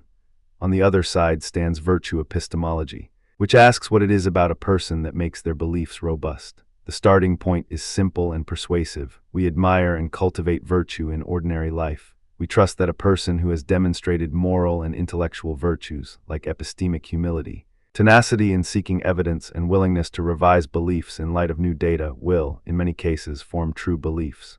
Sosa, for example, develops a framework in which knowledge is a form of success through virtue.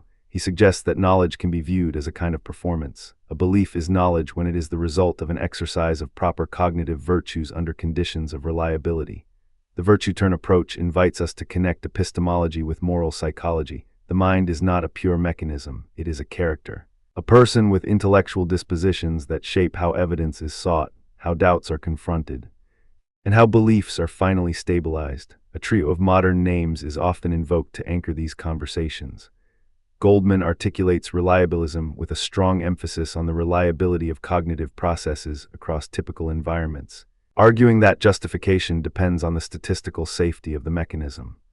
Sosa develops a more nuanced account that weaves together reliability with the agent's performance and virtue in how knowledge is achieved, distinguishing between the animal and reflective endorsements of belief. Plantinga, by focusing on proper functionalism, offers a robust defense of religious belief under certain conditions. But the broader program contains a more general claim about why proper functioning of cognitive faculties under the right design features matters for epistemic warrant. The details differ, but the thread is the same. If the mind's way of forming beliefs is aligned with truth over time, then those beliefs are justified. And often this justification is accessible not just to the brain's inner auditor, but to a person's overall track record of cognitive conduct. Two compelling examples, clarity in perceptual trust and the lure of a faulty chain, to illuminate these ideas. Consider two vivid examples that have been deployed in classrooms and seminars to tease apart internalist and externalist intuitions. The first example is simple and powerful, a belief formed through perception by well-functioning cognitive faculties under good conditions. Imagine a clear-sighted day. A leaf on a tree, the leaf's color, its shape, and how your visual system processes that information. The cognitive faculties that interpret light, color, edges, and depth are operating normally. The environment is not noisy with distracting stimuli. Your sense organs and their underlying neural machinery are finely tuned. Well calibrated, you look at the tree and immediately form the belief: there is a tree in front of me. This is the kind of belief that, on reliabilist or virtue theoretic grounds, is readily warranted. The perception is produced by reliable processes. The environment allows those processes to function properly, and the agent with an appropriate level of cognitive virtue, attention, openness to correction. A cautious tendency to update from new perceptual data nurses that belief into a robust stance that can support further knowledge claims, such as the tree is green or the tree is alive. And so on. The reliability of the perceptual faculty, under the right conditions, is a natural ground for justification, and the virtue response emphasizes that the agent's epistemic posture matters, a mind that remains sensitive to possible perceptual error, that does not leap to conclusions before the data shape a reliable picture, and that learns from mistaken perceptual experiences, is cultivating a form of cognitive virtue that makes those perceptual beliefs more robust across similar situations. The second example is more troubling, and it is precisely what generates the tension that epistemology wants to solve. Imagine a person who forms a belief on the basis of a demonstrably faulty chain of inferences. The chain begins with a base proposition that is shaky, or perhaps even unjustified.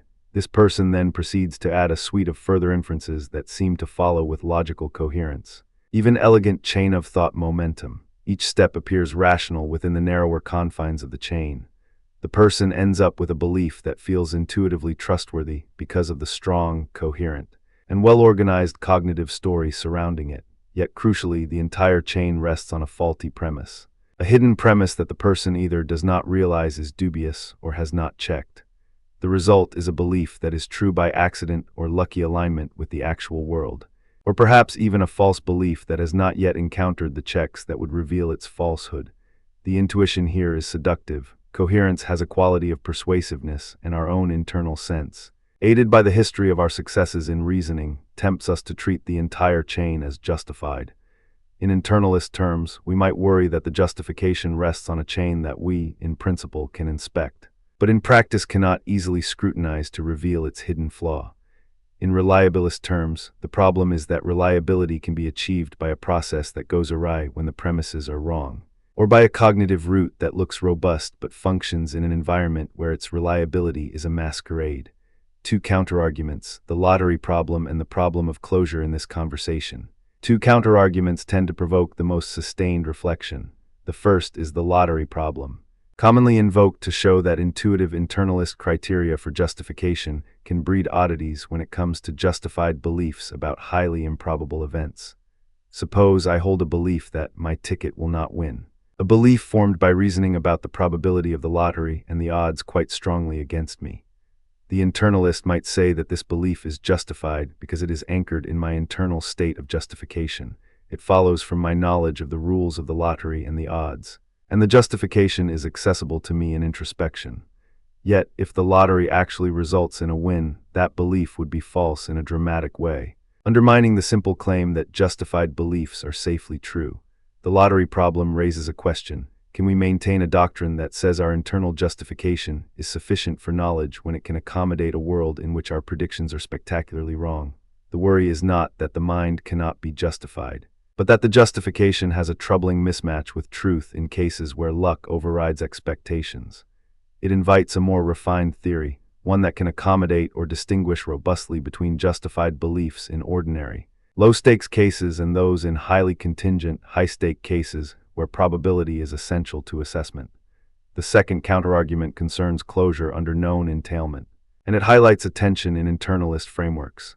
The thought runs like this: if you know P and you know that P entails Q, then you should know Q as well. That seems plausible, because knowledge about P should reliably transfer to knowledge about what follows from P, given that the entailment preserves truth under logical consequence. But cases have arisen in which this transfer fails because the justification for P does not automatically guarantee justification for Q, or because the chain of justification is not closed under entailment in the precise way a robust theory would require. The problem intensifies in complex belief systems like those involved in scientific practice, where knowing one premise might not give you knowledge of all the consequences, or where background assumptions complicate the entailment relations. This is a striking challenge to a simplistic internalist or foundationalist picture. If knowledge requires a neat closure under known entailment, then our best everyday knowledge, sifted through multiple cognitive steps, could appear fragile or overly generous. The response from internalists has often involved insisting that the conditions for closure must incorporate not only what the individual acknowledges, but the reliability of the mental operations that generate those entailments, and the role of context in validating entailments. The virtue-theoretic answer would be to appeal to the agent's intellectual virtues that guide how entailments are assessed, tested, and revised in light of new evidence, so that knowledge remains robust even when the entailment steps are many and the field of application is diverse. The externalist response to these paradoxes remains to show that the core of justification does not require the believer to have introspective access to its grounds. The lottery problem, for instance, can be accommodated by saying that the reliability of the process is what matters, and the belief about the unlikely outcome is justified precisely because the process that produced it is designed to handle ordinary probabilistic reasoning in normal environments. The problem arises when the environment shifts away from the conditions for which the process is reliable. In practice, the externalist account invites us to look at how cognitive systems are tuned to real-world regularities, and to see how their reliability in standard environments can ground justification even when the agent cannot articulate a flawless internal justification for the precise premises. Two historical anecdotes that illuminate doubt and the value of skeptical doubt to bring these debates to life.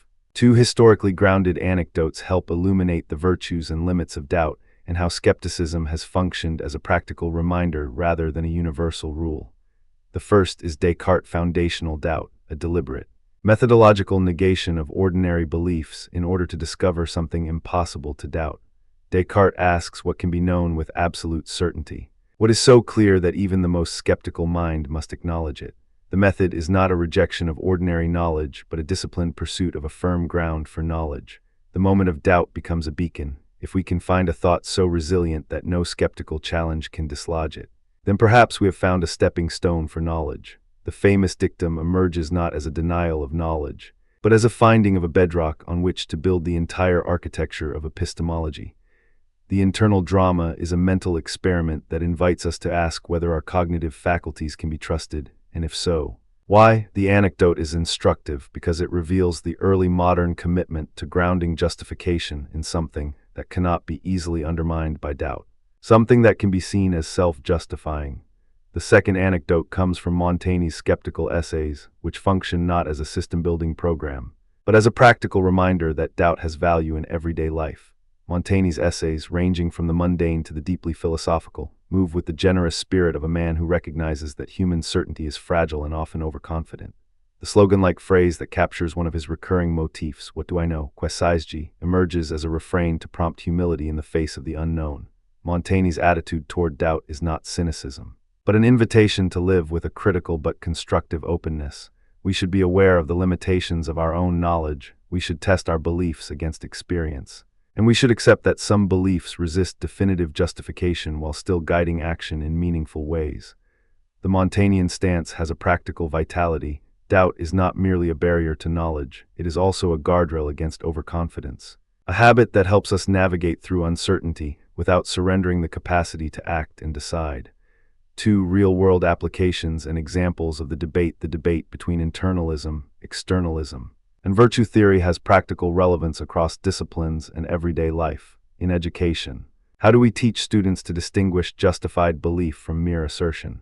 The answer is not simply to provide more rules, it is to cultivate epistemic virtues in learners. What kinds of habits of mind lead to better beliefs, more careful evidence evaluation, and more robust willingness to revise?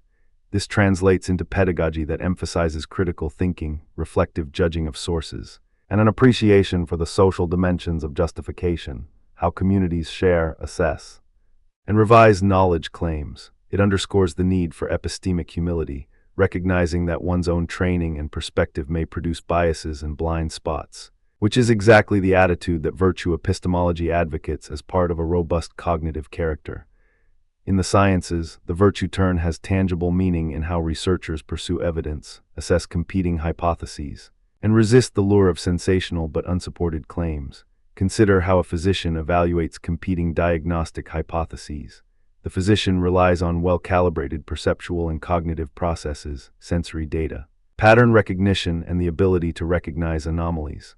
The reliability of these processes is augmented by professional virtues, meticulousness, honesty about uncertainty, and the discipline to report negative results. The resulting knowledge claims, diagnostic conclusions, or treatment recommendations are grounded in a combination of reliable cognitive mechanisms and the virtuous intellectual life of the practitioner. Similarly, in the legal domain, evidence assessment aims to approximate a form of collective epistemic justification. Jurors aim to reach verdicts that are true to the facts by relying on testimony reliability, cross-examination, and a shared commitment to truth-seeking. The bridging theme across these real-world applications is that a robust epistemology is not sterile. It is a guide for building practices, institutions, and routines that promote reliable belief formation, careful evaluation of evidence, and a shared sense of epistemic responsibility. Two more illustrative examples to deepen intuition. The first is a straightforward perception-based belief precisely because it emerges from reliable cognitive functioning. Suppose you are in a well-lit library on a quiet afternoon, and you see a book on the desk with its title clearly legible. Your visual system, nourished by years of practice and development, has learned to recognize letters, words, and their meaning. The belief this is a book is formed through perception with a high degree of confidence. It is supported by the reliability of your cognitive faculties under favorable conditions, and you are likely to maintain that belief unless strong contrary evidence appears. This is the kind of belief that both reliabilists and virtue epistemologists would likely treat as well-warranted. The justification does not rest on an inner moment of certainty alone, but on a structured alignment of perception, cognitive processing, and environmental conditions that favor accuracy. The second example demonstrates the more treacherous path. Imagine a scientist who is convinced by a chain of inferences that begins with a questionable premise about a dataset, proceeds through a sequence of correlated but not causally justified leaps, and arrives at a conclusion that aligns with the prevailing worldview of the field at the moment. The chain appears coherent and plausible to a trained observer, and the scientist can present a well-reasoned argument for the conclusion. Yet the entire inference chain rests on a flawed initial assumption, perhaps a misinterpretation of data, or an unexamined bias in the model. Despite the impressive internal logic and the seeming robustness of the justification, the chain collapses once the underlying flaw is revealed. What the example dramatizes is that a belief can feel internally well justified even when the underlying structure is built on a fragile base. And it highlights why externalist criteria, like reliability, or virtue-based checks, like epistemic humility and willingness to revise, are crucial to avoid getting carried away by the elegance of a chain. Cross-references and connections to other ideas in all of these discussions. A number of cross-references anchor the debate to other important threads in the philosophy of epistemology. The Gettier problems, for instance, show that justification by itself is not sufficient for knowledge if luck can intervene at the right moments.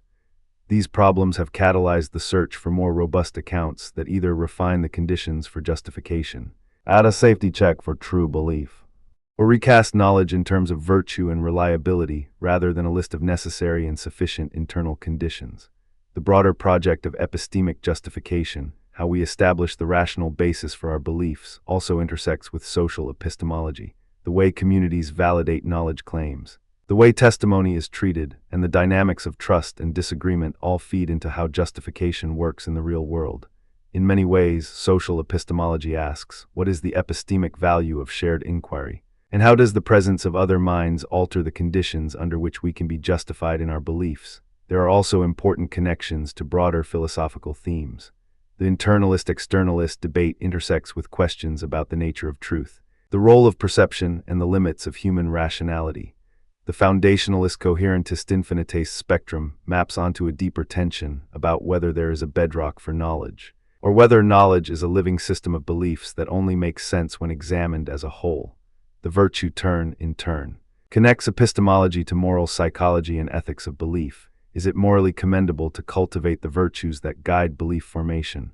Do intellectual vices, such as gullibility or intellectual arrogance, have ethical implications for the epistemic life? These are not trivial questions, and they reveal how epistemology is not a sterile enterprise but a human enterprise, one that shapes how we learn, how we reason, and how we participate in a shared search for truth.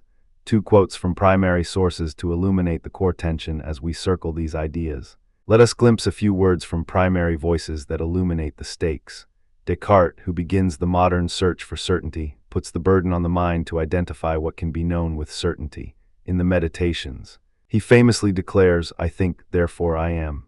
The simple yet radical implication is that the very act of thinking proves a thinking thing's existence. This line anchors a vision in which the mind's integrity becomes the first warrant, the starting point from which all other knowledge proceeds. It is the foundationalist mood in its most explicit form. Montaigne, in contrast, invites a less dogmatic posture. His refrain, "Que sais-je, what do I know?" becomes a practical motto for intellectual humility. It shifts the emphasis from the mind's capacity to secure indubitable foundations to the more modest, and perhaps more wise, practice of questioning, testing, and refining beliefs in the light of experience. The Montaignian emphasis is not a denial that knowledge exists. It is a call to recognize the limits of human certainty, to live with the tension between what we think we know and what we still have to learn, and to cultivate a stance that takes doubt not as paralysis but as a disciplined instrument of discernment. Hume's thought, with its skepticism about causation and the limits of induction, layers in a caution about how much our beliefs rely on habit and expectation rather than direct rational demonstration. The line often attributed to him, "That reason is the slave of the passions," captures a crucial intuition. Even when we seek justification, our beliefs are braided with our desires, hopes, and expectations about the world. This is not to deny the possibility of knowledge. It is to insist that the path to knowledge is complicated by how our minds work, by how we learn from experience, and by how we track patterns in the world. This skepticism, properly understood, is not a call to abandon justification, but a reminder to scrutinize the mechanisms by which belief is formed and sustained. Two more anchors for the cross-references, the Gettier problem and the social dimensions finally. The Gettier problem itself invites a reflection on the role of luck in knowledge. It forces us to ask whether knowledge is merely justified true belief or whether some further condition, the sort of anti-luck condition that keeps the belief from being true by accident, must be added.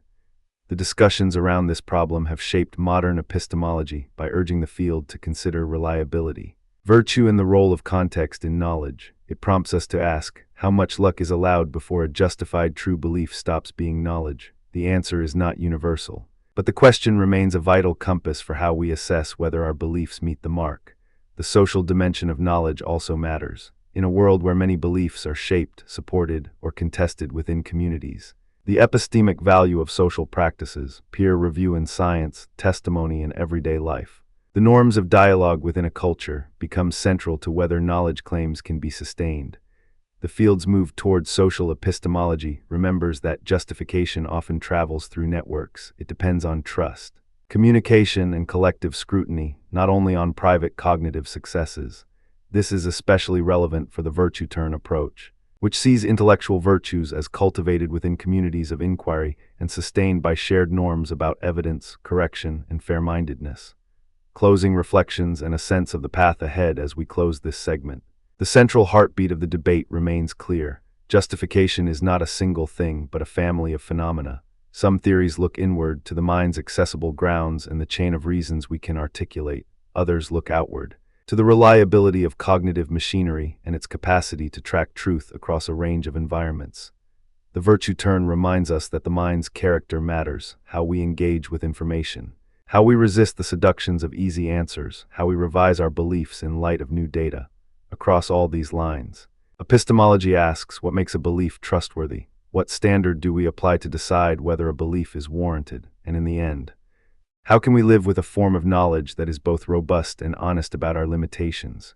We have lit the lamps of foundationalist hope, coherentist integration, infinitist possibility, reliabilist realism, and virtue-theoretic sensitivity.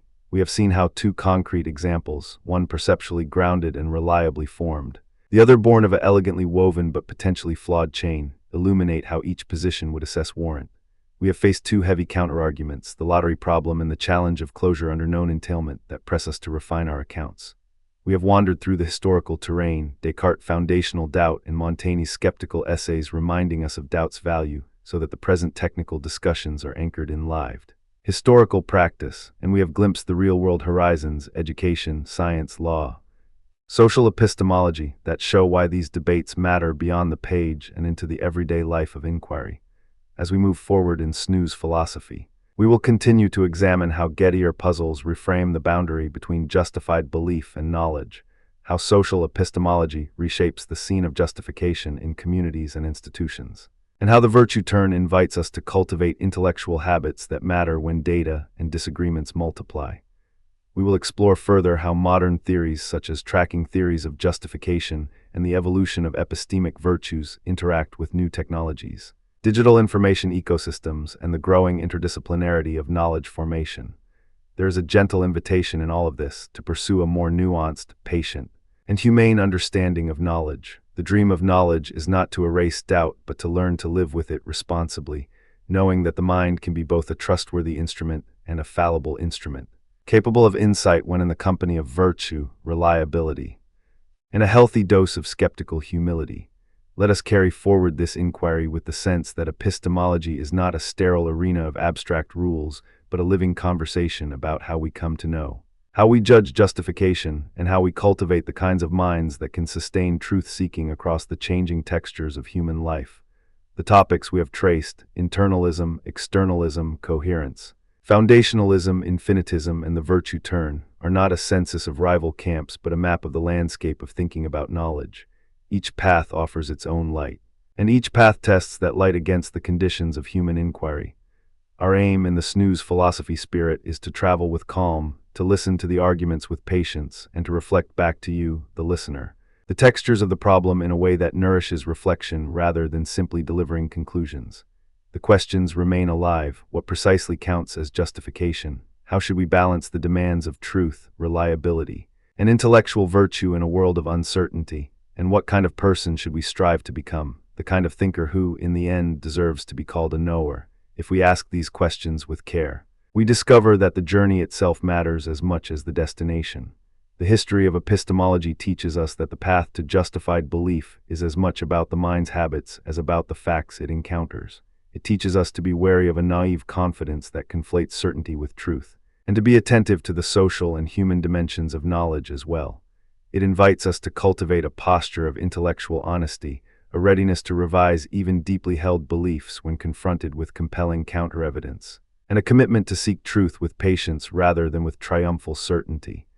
In the end, the quest for justification is a lifelong practice, an ongoing conversation between the mind, the world, and the communities of inquiry that shape our ways of knowing. And that, perhaps more than any single solution, is what epistemology offers, a hopeful discipline for living well with our best and most fragile beliefs in this part of our journey through epistemology. We step from questions about what we know to the practices that make knowing more likely. We turn toward the realm of epistemic virtues, the character traits that guide our reasoning when the stakes are high, when evidence is messy, and when the pull of appetite, ideology, or social pressure could lead us away from truth. If knowledge is not merely a collection of true beliefs but a practice, an ongoing activity shaped by how we tend to think and how we respond to evidence, then the virtues we cultivate become as important as the beliefs we defend. In this frame, good reasoning is inseparable from good character, and the path to reliable belief formation runs through the long corridors of intellectual virtue. Let us begin with origins. The conversation about virtues that make us reliable knowers has roots far deeper than contemporary debates about justification or warrant. It runs through the history of philosophy as a practical discipline.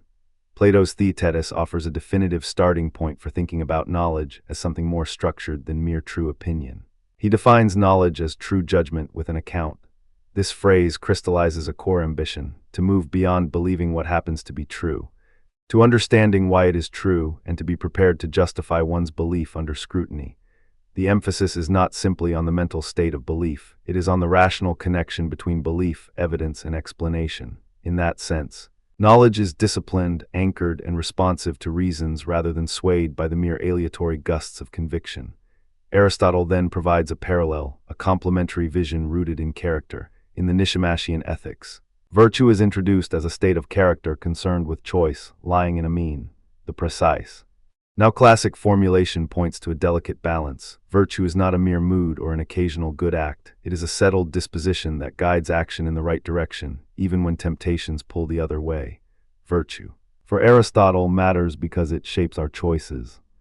And by shaping choices, it structures our lives. The mean is not a dull compromise but a reasoned regulation, a judgment about how to act that is informed by reason and calibrated by context.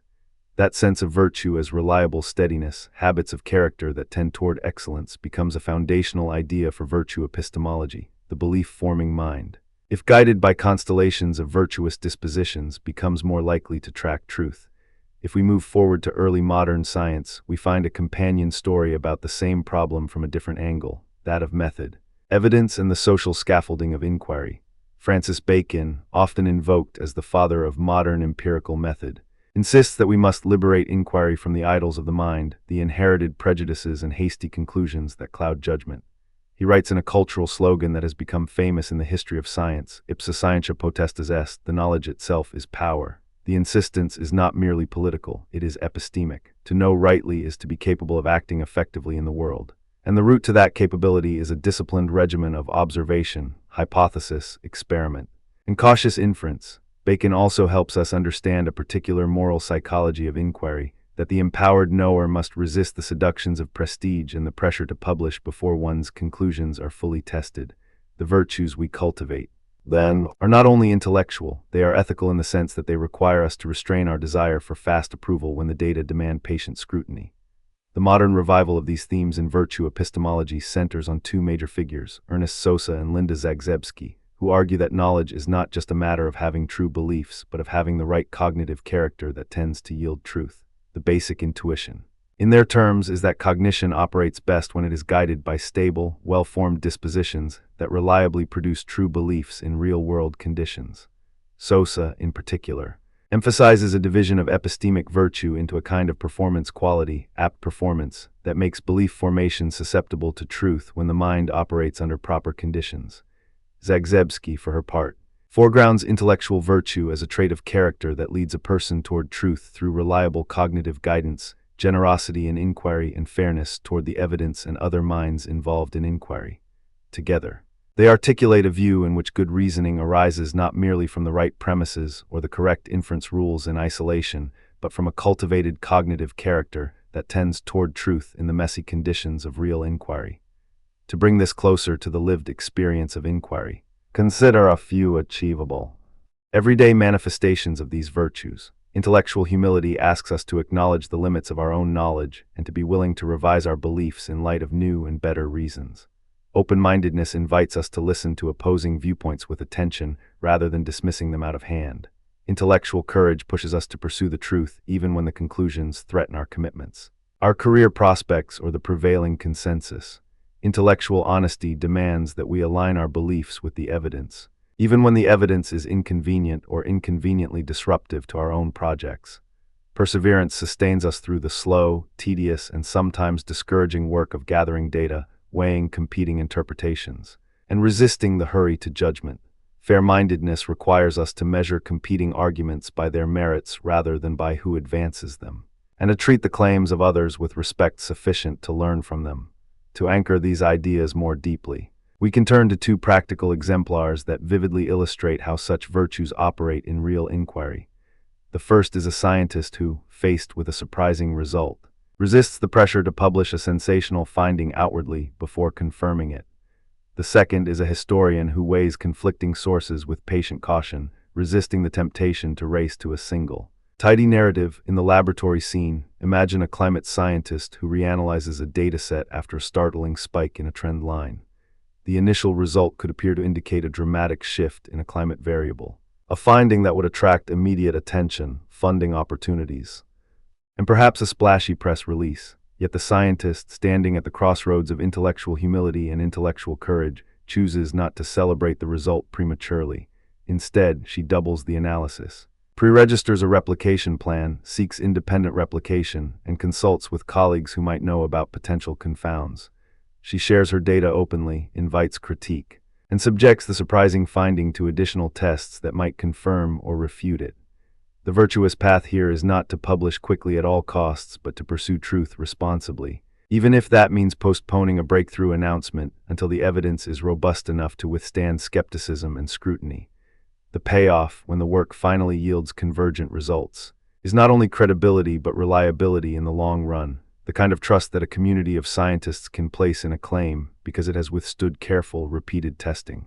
In that sense, the virtue-guided scientist becomes a better detector of truth, precisely because she is attentive to biases, her own and others, and because she embodies a disciplined practice that makes error less likely. The historian example sits in a different kind of archive, the archive of sources, motives, and competing chronologies. A historian standing before a conflict of sources, two or more primary accounts that tell divergent stories about a critical event, needs fair-mindedness and intellectual courage. Consider a historian weighing the competing narratives around a contested period in a nation's history. One account may draw on official documents and a particular set of testimonies that emphasize continuity with tradition, while another leans on oral histories and marginalized sources that highlight fracture, dissent, and disruption. The virtuous historian does not simply pick the louder voice or the most comforting narrative. She develops a careful methodology. She examines the provenance of each source, questions the biases that might shape testimony, tests the claims against other independent data, and remains open to revising one's interpretive framework as new materials emerge. She might, for example, contrast bureaucratic records with letters from ordinary people, or weigh the credibility of a testimony against the chance that memory has been reshaped by later events. The aim is not to reach a comfortable story, but to approach a more faithful reconstruction of past events. The historian's virtue-guided practice invites readers to see how evidence gains traction, not merely through logical deducing from premises, but through a patient, iterative process of sourcing, testing, and revising, a process that keeps disagreement, not dogma. At the center, two critical counterarguments in the contemporary literature deserve careful attention. The first challenge concerns cultural relativity and potential bias in virtues themselves. If intellectual virtues are themselves shaped by social norms, educational systems, and cultural contexts, then there's a risk that what counts as intellectual humility or open-mindedness in one culture may translate into something quite different in another. Could virtue theories inadvertently encode particular ways of knowing as universal, masking deeper differences in epistemic aims, values? In epistemic communities, the worry is not merely about translation from one culture to another, but about deep structural biases. A virtue that privileges cautious skepticism might be valued in one tradition, while another tradition celebrates bold systemic inference and rapid hypothesis testing.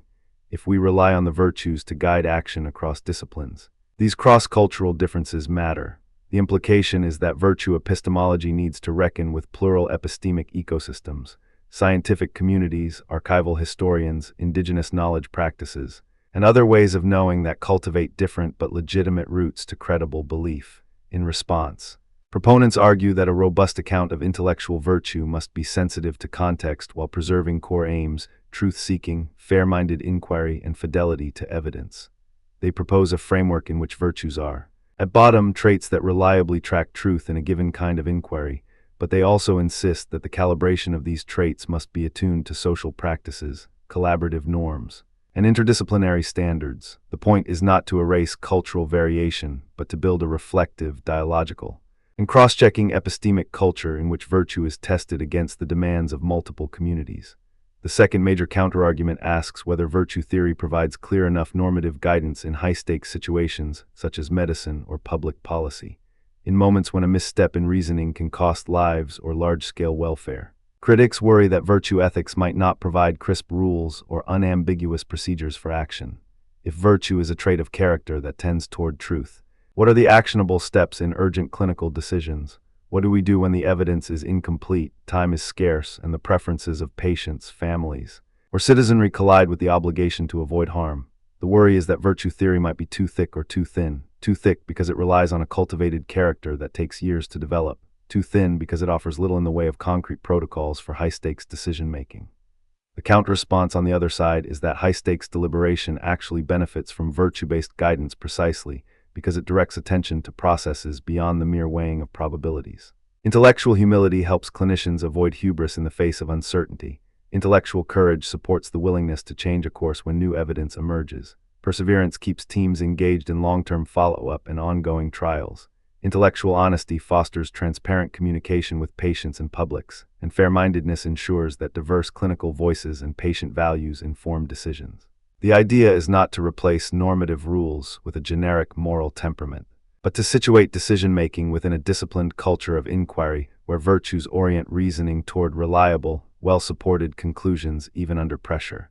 To deepen our understanding, we can turn to historical anecdotes that illuminate how intellectual humility and courageous commitment to evidence have shaped breakthroughs and guarded against dogmatism. The first anecdote centers on Galileo Galilei, often remembered for his courageous stance against the dominant Aristotelian cosmology of his day. Galileo's posture in the face of authority, his careful insistence on evidence, his insistence that observations matter, and his willingness to adjust claims in response to replicable data embodies the virtue of intellectual courage anchored in humility. He was not merely an icon of defiance, he was a model of disciplined inquiry. He argued that the book of nature is written in the language of mathematics, and that the interpretation of those writings must be guided by empirical observation and logical reasoning rather than conventional authority. In the Asir, he makes a broader claim about the proper epistemic posture, that truth must be discovered through disciplined reasoning that respects evidence, not through the clamor of established opinion.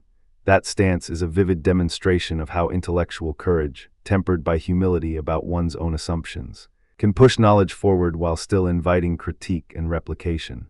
Galileo's experiments, his careful documentation of observational results, and his readiness to revise his claims when confronted with new data illustrate a virtue-guided path through a contested intellectual landscape, a path that aims at truth without surrendering to dogmatism.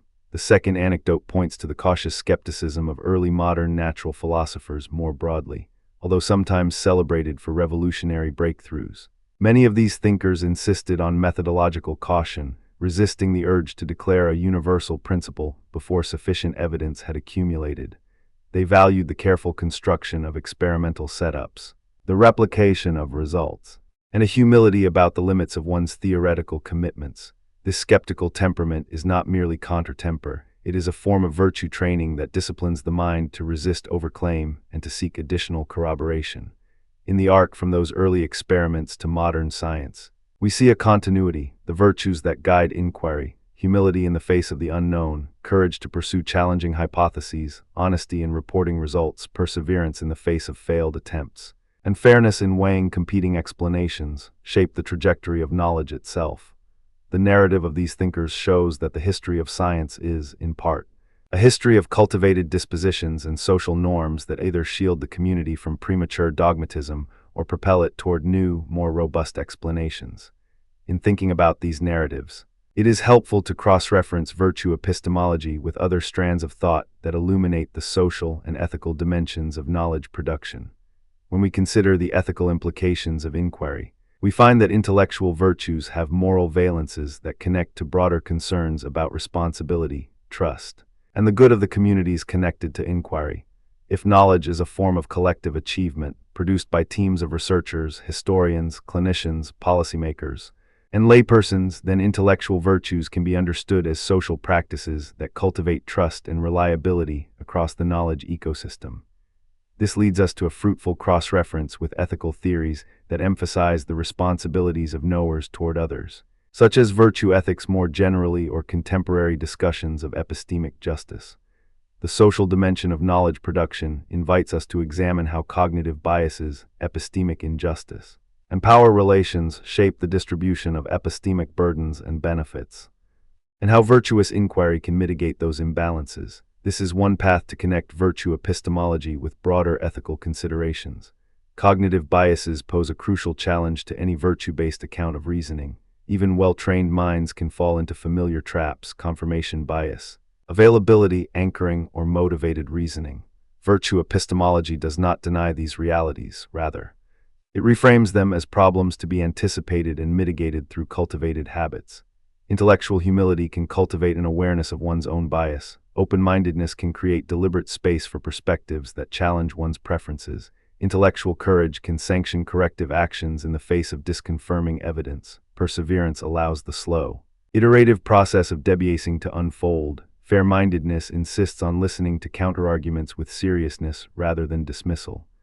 The cross-fertilization with cognitive science yields a practical harvest: methodological checklists, pre-registration in science, blind review processes in historical interpretation, and structured debates that force a community to address the strongest objections. In this way, virtue epistemology becomes not a soft, purely philosophical or aspirational ideal, but a concrete set of practices that helps communities navigate bias and indeterminacy. At the same time, virtue epistemology invites cross-references to other ideas and traditions in epistemology to enrich our understanding. For instance, The traditional analytic emphasis on justification and warrants can be enriched by considering virtue-based explanations of why certain beliefs are likely to be true in the face of incomplete information. The correspondence between virtue epistemology and the idea of epistemic responsibility is particularly close. Both emphasize the obligation to reason well, to be truthful to the best evidence available, and to engage with the community of knowers in a way that advances shared understanding. The dialogue with reliabilism, the view that a belief is knowledge if it is produced by a reliable process, becomes especially interesting when we ask how reliability interacts with virtue. If a cognitive process is reliable but not guided by virtue, one might still acquire knowledge for the wrong reasons or for the wrong ends. Conversely, a virtuous agent might guide a search for truth with care and fairness, even when the path does not guarantee immediate reliability in every instance. The synthesis is not a retreat from either tradition, but an articulation of a more robust integration. Reliability plus virtuous guidance yields a more stable path to knowledge across varied disciplines and circumstances. We should also consider the analogies that help illuminate these ideas. Think of the mind as a garden and the intellectual virtues as gardeners' habits. Humility is the restraint that keeps overgrowth of pride and superstition from choking evidence. Open-mindedness is the willingness to prune differently, to learn from what the soil and climate reveal rather than imposing one's preferred arrangement. Courage is the discipline to transplant a non-viable plant, to prune when something is diseased, to resist the temptation to abandon the whole garden because a single season failed. Perseverance is the patient tending through long cycles, waiting for the fruits of replication and extended study to appear. Fair-mindedness is the practice of evaluating competing plots with attention to their soil, sunlight, and moisture. It requires acknowledging the value of what others contribute to the garden and resisting the urge to claim ownership of the land on which knowledge grows. Analogous stories from everyday life help to ground these ideas, in the classroom or in the research lab. Intellectual humility might look like acknowledging a limitation of one's own model and inviting critique from a peer with different expertise. It might also show up as a student who asks a provocative question that unsettles a familiar assumption, inviting the group to re-examine a long-standing argument with fresh evidence. Open-mindedness could be seen in the willingness to test an outlier result rather than reflexively dismissing it as noise. Intellectual courage could reveal itself in the decision to publish thoughtful but challenging work that questions conventional wisdom. Even when it risks professional discomfort, intellectual honesty might manifest as full disclosure of data, methods, and uncertainties, inviting replication and critique rather than selective reporting. Perseverance would be evident in the slow, methodical work of collecting evidence across multiple studies or sources, resisting the impulse to synthesize a neat conclusion too quickly. Fair-mindedness would require us to listen to dissenting experts with respect, weigh their arguments charitably, and adjust our views in light of genuine merits. Let us extend these reflections with a few more historical anchors. Aristotle's own insistence on rational calibrations, his insistence that virtue lies in the mean, provides a model of how to balance competing epistemic demands, to be neither reckless in guessing nor paralyzed by doubt, but rather to develop a measured posture that respects both evidence and context. Plato's insistence on justification, true belief with an account, remains a benchmark for what counts as knowledge rather than mere opinion, and it invites us to consider how accounts can be constructed in ways that illuminate the causal or explanatory structure of the world. The ancient and medieval traditions emphasize reasoning that can stand up to critique over time, and in their wake modern science inherits a disciplined commitment to evidence, experiment, and revision. Francis Bacon's methodological injunctions remind us that the social and political context of inquiry matters, the institutional incentives, the governance of research, and the ethical implications of what counts as knowledge in the modern era. Internal debates within virtue epistemology point toward a genuine continuity with those earlier traditions while adapting their lessons to new conditions. Sosa's emphasis on apt performance and Zagzebski's emphasis on intellectual virtue as stable traits of character anchor the debate in the lived practice of knowing. A central move is to see knowledge as achieved when a belief is both true and produced by cognitive dispositions that reliably yield truth across various contexts. This framing helps explain why a scientist who replicates a surprising result, shares data openly, and invites critique is more trustworthy than a researcher who rushes to publish a sensational claim without adequate verification. It also clarifies why a historian who weighs conflicting sources with care is more credible than one who privileges a single perspective because it confirms a favored narrative.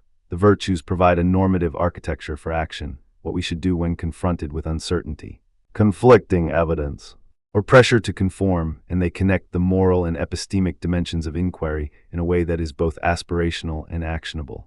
This brings us to a broader cross-reference. Virtue epistemology invites us to situate epistemic reliability within a broader network of cognitive, ethical, and social considerations. The social dimensions of knowledge production and the way communities of inquiry create norms, share practices, and distribute epistemic burdens are not peripheral to the question of good reasoning, they are central.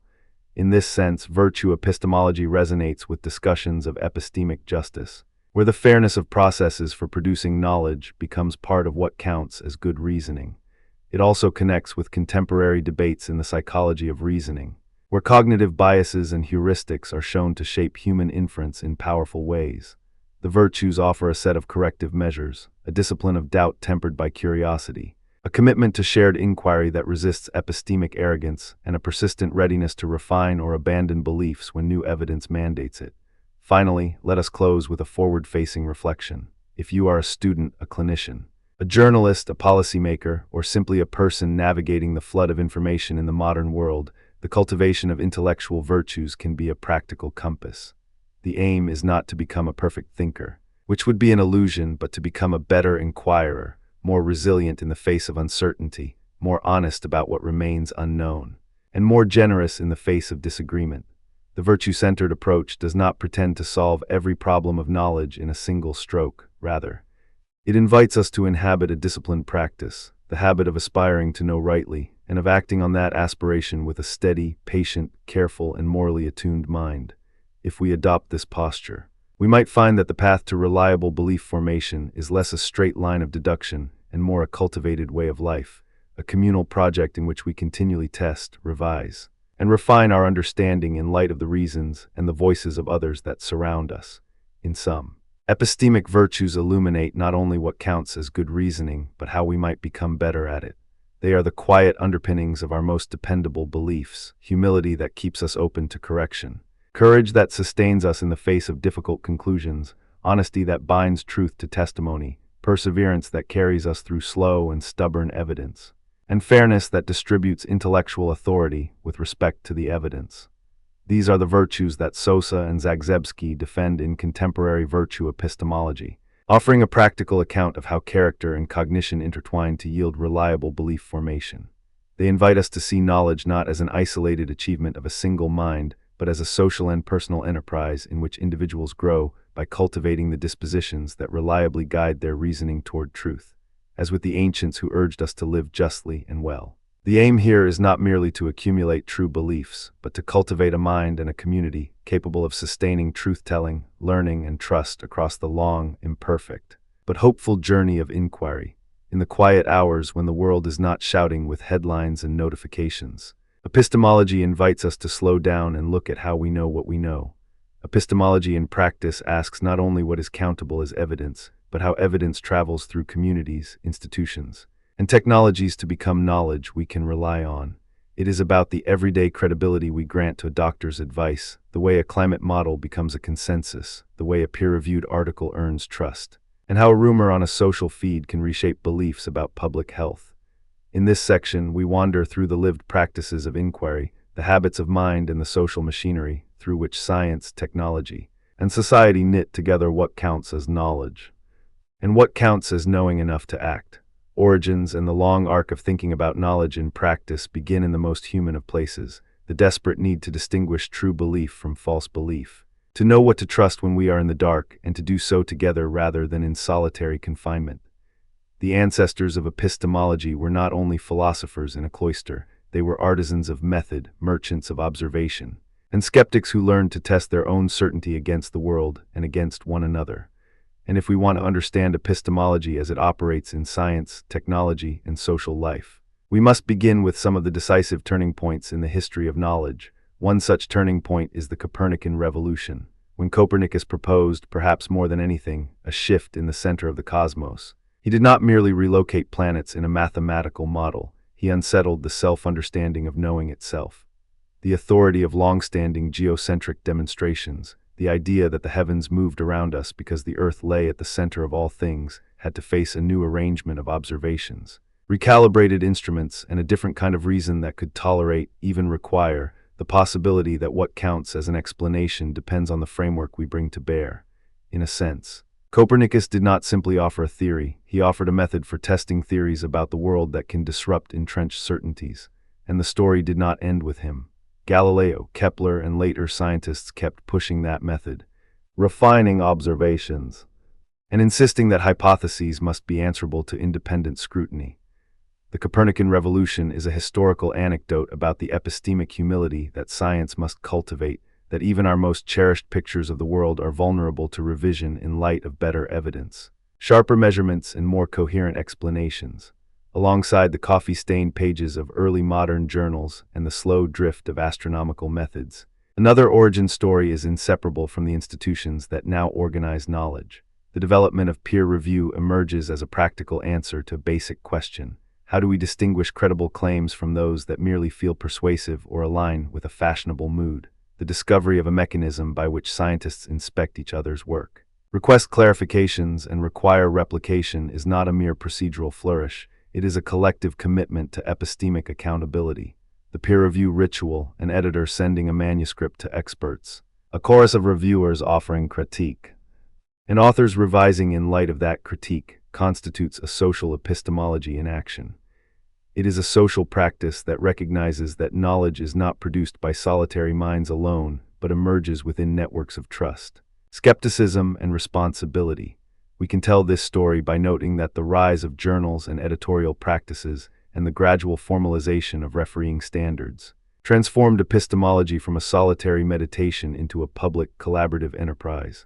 In that sense, epistemology becomes not a set of timeless axioms but a method, an instrument for guiding inquiry through uncertainties, testable hypotheses, and convergences that deserve continued scrutiny. The core tools that we bring to real-world inquiry include Bayesian reasoning, inference to the best explanation, IBA, and the careful choreography of evidence gathering, model building, and hypothesis testing that underwrites the scientific method. To speak about Bayesian reasoning is to speak about updating our degrees of belief as new data arrive. If you begin with a prior probability about a hypothesis, you revise that probability in light of the likelihood of the observed evidence under that hypothesis and under competing hypotheses. The math is elegant, but the philosophical point matters as well. What should count as good evidence? And how much should we trust it when the stakes are high? That is an epistemological question that becomes especially practical when we talk about climate science, vaccines, medical guidelines, or the information ecosystems that shape our public reasoning in the digital age.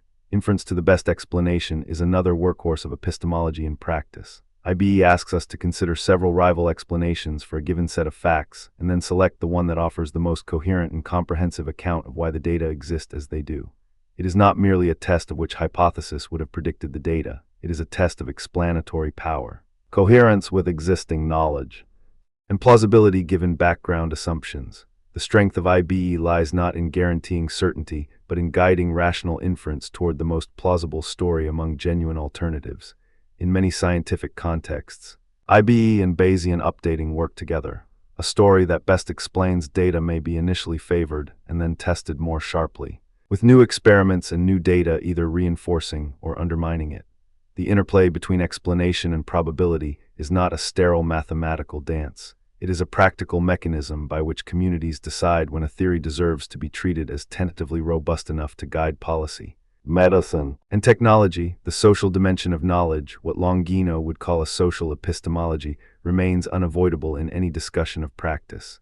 To know is not just to have a private conviction, it is to share a warrant for believing that conviction, to show that it has passed through the gauntlet of critique, replication, and public justification. Trusted testimony becomes a crucial hinge. When we listen to doctors, researchers, or weather forecasters, we are also listening to a line of authorities who have themselves been vetted by pares and pares of critique in the community. Epistemic injustice, a phrase Fricker names to mark the unfair distribution of epistemic credit, reminds us that credibility does not float in a vacuum, but travels through a social world haunted by bias and power. If a marginalized person's testimony is discounted simply because of who they are, the edifice of knowledge, our shared understanding, suffers. So epistemology and practice must account for institutions, gatekeepers, and the distribution of credibility alongside hypotheses, data, and methods. With these motifs in view, let us walk through several pillars of practice: the scientific method in action, the Bayesian and explanatory modes of reasoning, the limits of consensus and the dangers of dogma, the near and far mirrors of social epistemology, and the historical stories that illuminate how knowledge travels from observation to policy to everyday life. First, consider the scientific method in action. Not as a rigid recipe, but as a living rhythm of inquiry. The core aspiration is to connect observation to explanation while subjecting both to scrutiny by others. The method is not guaranteed to produce final truths. It is a robust machinery for progressively reducing error. That is why replicability matters. If a claim or a result cannot be reproduced by independent researchers applying the same procedure, its credibility begins to waver. Replicability is not merely a procedural nicety. It is a test of whether an effect is systematic and robust or an artifact of particular conditions, fancy statistical illusions, or even misconduct. The history of science offers this lesson in repeated forms. Phenomena that once looked decisive may fail under closer scrutiny. Other times, anomalies accumulate that eventually give rise to a new, more powerful framework for understanding. We should not be naive about the limits of consensus. Consensus is a practical instrument for organizing action, not a talisman of truth. The scientists who work in climate science, for instance, have not declared a final metaphysical verdict about every mechanism in nature. They have offered robust, overlapping lines of evidence that, taken together, converge on a particular conclusion. Human activities are a significant driver of recent climate change. The broader public conversation, however, must grapple with how consensus is communicated, how uncertainty is conveyed, and how political and economic incentives can distort the public reception of scientific claims. The same tension appears in medicine. Guidelines come from the synthesis of trials, observational studies, and expert judgment, but they must be updated as new data emerge. The epistemic virtue we should cultivate is a disciplined provisionality, to hold beliefs with tentativeness appropriate to the current weight of the evidence, while remaining ready to revise when stronger evidence arrives. Bayesian reasoning gives a concrete framework for this practice. When faced with new information, one revises the probability that a hypothesis is true in light of how likely that information would be if the hypothesis were correct, compared to how likely it would be if it were not. To put the idea plainly, our prior beliefs matter, and data should inform how we adjust those beliefs. But we should be honest about how much weight we give to initial assumptions. The beauty of Bayesian reasoning lies in its disciplined humility. It asks us to be explicit about our priors, to document how evidence shifts them, and to acknowledge when the evidence is too weak to tilt the scales decisively. In scientific discourse, Bayesian methods can help articulate the degree of confidence scientists have in a hypothesis, in a way that is interpretable for policymakers and the public. But Bayesian reasoning also brings a caution. Priors can be biased, and if we allow a political ideology or a pre-existing theory to overshadow data, we lose the very epistemic virtue we seek. The practice, then, is to calibrate priors in light of transparent methods, diverse data sources, and independent replication. Inference to the best explanation sits alongside Bayesian updating as a complementary tool, when a set of observations could be explained by several plausible theories. IBE requires us to weigh coherence, breadth, simplicity, and the capacity to connect to other verified claims. If a theory can unify disparate facts, predict novel phenomena, and integrate smoothly with explanatory networks that have already succeeded, that theory earns our respect as the best available explanation, at least for now. This is not a claim of ultimate certainty. It is a claim of explanatory adequacy under current conditions. The appeal of IBE is that it draws attention to the reasons we trust explanations, not merely to the fact that they work in a limited set of cases. In practice, scientists routinely employ IBE when choosing between competing models, when evaluating competing interpretations of data, or when integrating findings across subfields to produce a coherent account of a complex phenomenon. But epistemology in practice cannot be content with elegant methods alone. It must attend to the social institutions through which knowledge is validated, shared and sometimes distorted. Epistemic injustice, as Fricker crisply analyzes, arises when prejudice curtails who is heard and who is believed. There are many ways this can manifest in practice. A clinician who discounts the experience of a patient because of race or gender. A journalist who gives more weight to the loudest official voice than to the quiet. Rigorous researchers with limited access to publishing channels because of resource constraints. Addressing epistemic injustice does not merely soften moral winds, it strengthens epistemic reliability itself, if credibility is distributed more fairly. A more diverse community of knowers can bring in a broader range of observations, experiments, and interpretations, thereby improving the robustness of knowledge claims. This is one of the reasons why Longino's project of a contextual empiricism, insisting that the social conditions of scientific discourse matter for legitimate knowledge, feels not like a departure from science but like a hard-won improvement to it. To ground this discussion, let us drift toward two concrete examples that illuminate the intersection of epistemology, science, and public life. First example, the scientific consensus on climate change versus misinformation challenges. The chorus of climate scientists has coordinated, through observational data, climate models, paleoclimate evidence, and cross-disciplinary theory, to articulate a robust understanding. Human activities, particularly fossil fuel combustion and deforestation, are driving large-scale changes in climate. The consensus is not a dogma but a convergent result of thousands of studies using diverse methodologies. Yet this consensus has to contend with misinformation, political rhetoric, and cognitive biases in public interpretation. The epistemic work here is twofold. On the one hand, scientists and institutions must continue refining models, improving measurements, and clarifying uncertainties in ways that are transparent and communicable to non-specialists. On the other hand, science communication and social epistemology must grapple with how to present conditional knowledge in a world where audiences have varied priors, conflicting incentives, and different media ecosystems that reward novelty or sensationalism over sustained, careful explanation. This is where the social dimension, epistemic trust, credible testimony, and institutional integrity becomes decisive. It is not enough to have a correct model, one must also cultivate a credible, trustworthy channel through which the model can influence policy and everyday decision-making. Two observers highlighting this dynamic can be instructive. One is the scientist who speaks in probabilistic terms about future scenarios, acknowledging that predictions will always carry some degree of uncertainty, but demonstrating how the weight of evidence has shifted over time. The other is the critic who challenges the way uncertainty is framed, asking for clarity about what would count as disconfirming evidence and how conflicting data should be reconciled. When the public sees a transparent, ongoing conversation about models, assumptions, and data, epistemic trust can grow. When it sees a repetition of slogans, cherry-picked graphs, or a refusal to discuss counter-evidence, trust erodes, and misinformation can find fertile ground. A second illustrative domain is the replication crisis across psychology and beyond. The early 21st century brought a clarifying discomfort. Many well-regarded findings, once seen as robust demonstrations of psychological effects or social phenomena, did not replicate under independent scrutiny. The replication crisis is not simply a scandal. It is a disciplined call to re-examine methods, to demand pre-registered analyses, to share data openly, to require larger samples, and to adopt more robust statistical practices. This crisis forced a reorientation of methodological norms, encouraging a more explicit articulation of hypotheses, the use of pre-registration to curb p-hacking, and a broader embrace of cross-lab collaboration. It is easy to caricature this as science eating its own tail. But the more truthful reading is that science is refining its epistemic practices in response to experience. The lesson is not that science is broken, it is that science is self-correcting in a way that requires humility, transparency, and institutional incentives that reward replication as much as novelty.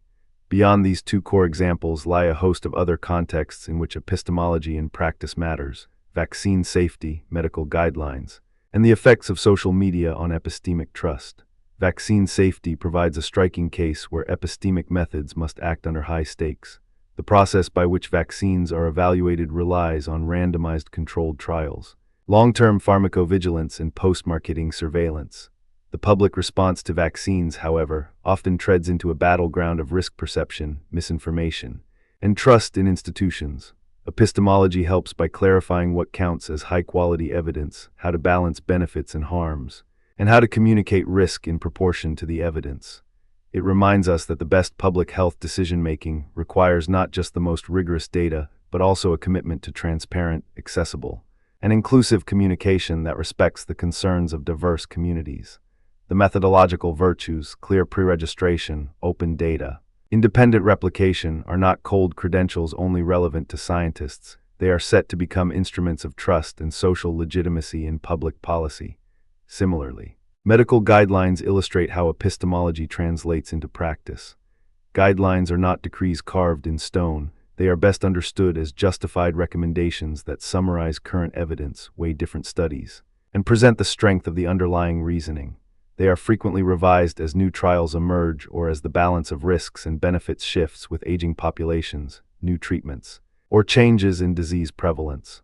The epistemic challenge is to maintain integrity in the face of commercial interests, to guard against overconfidence in early findings, and to ensure that voices from patients and frontline clinicians contribute to the conversation.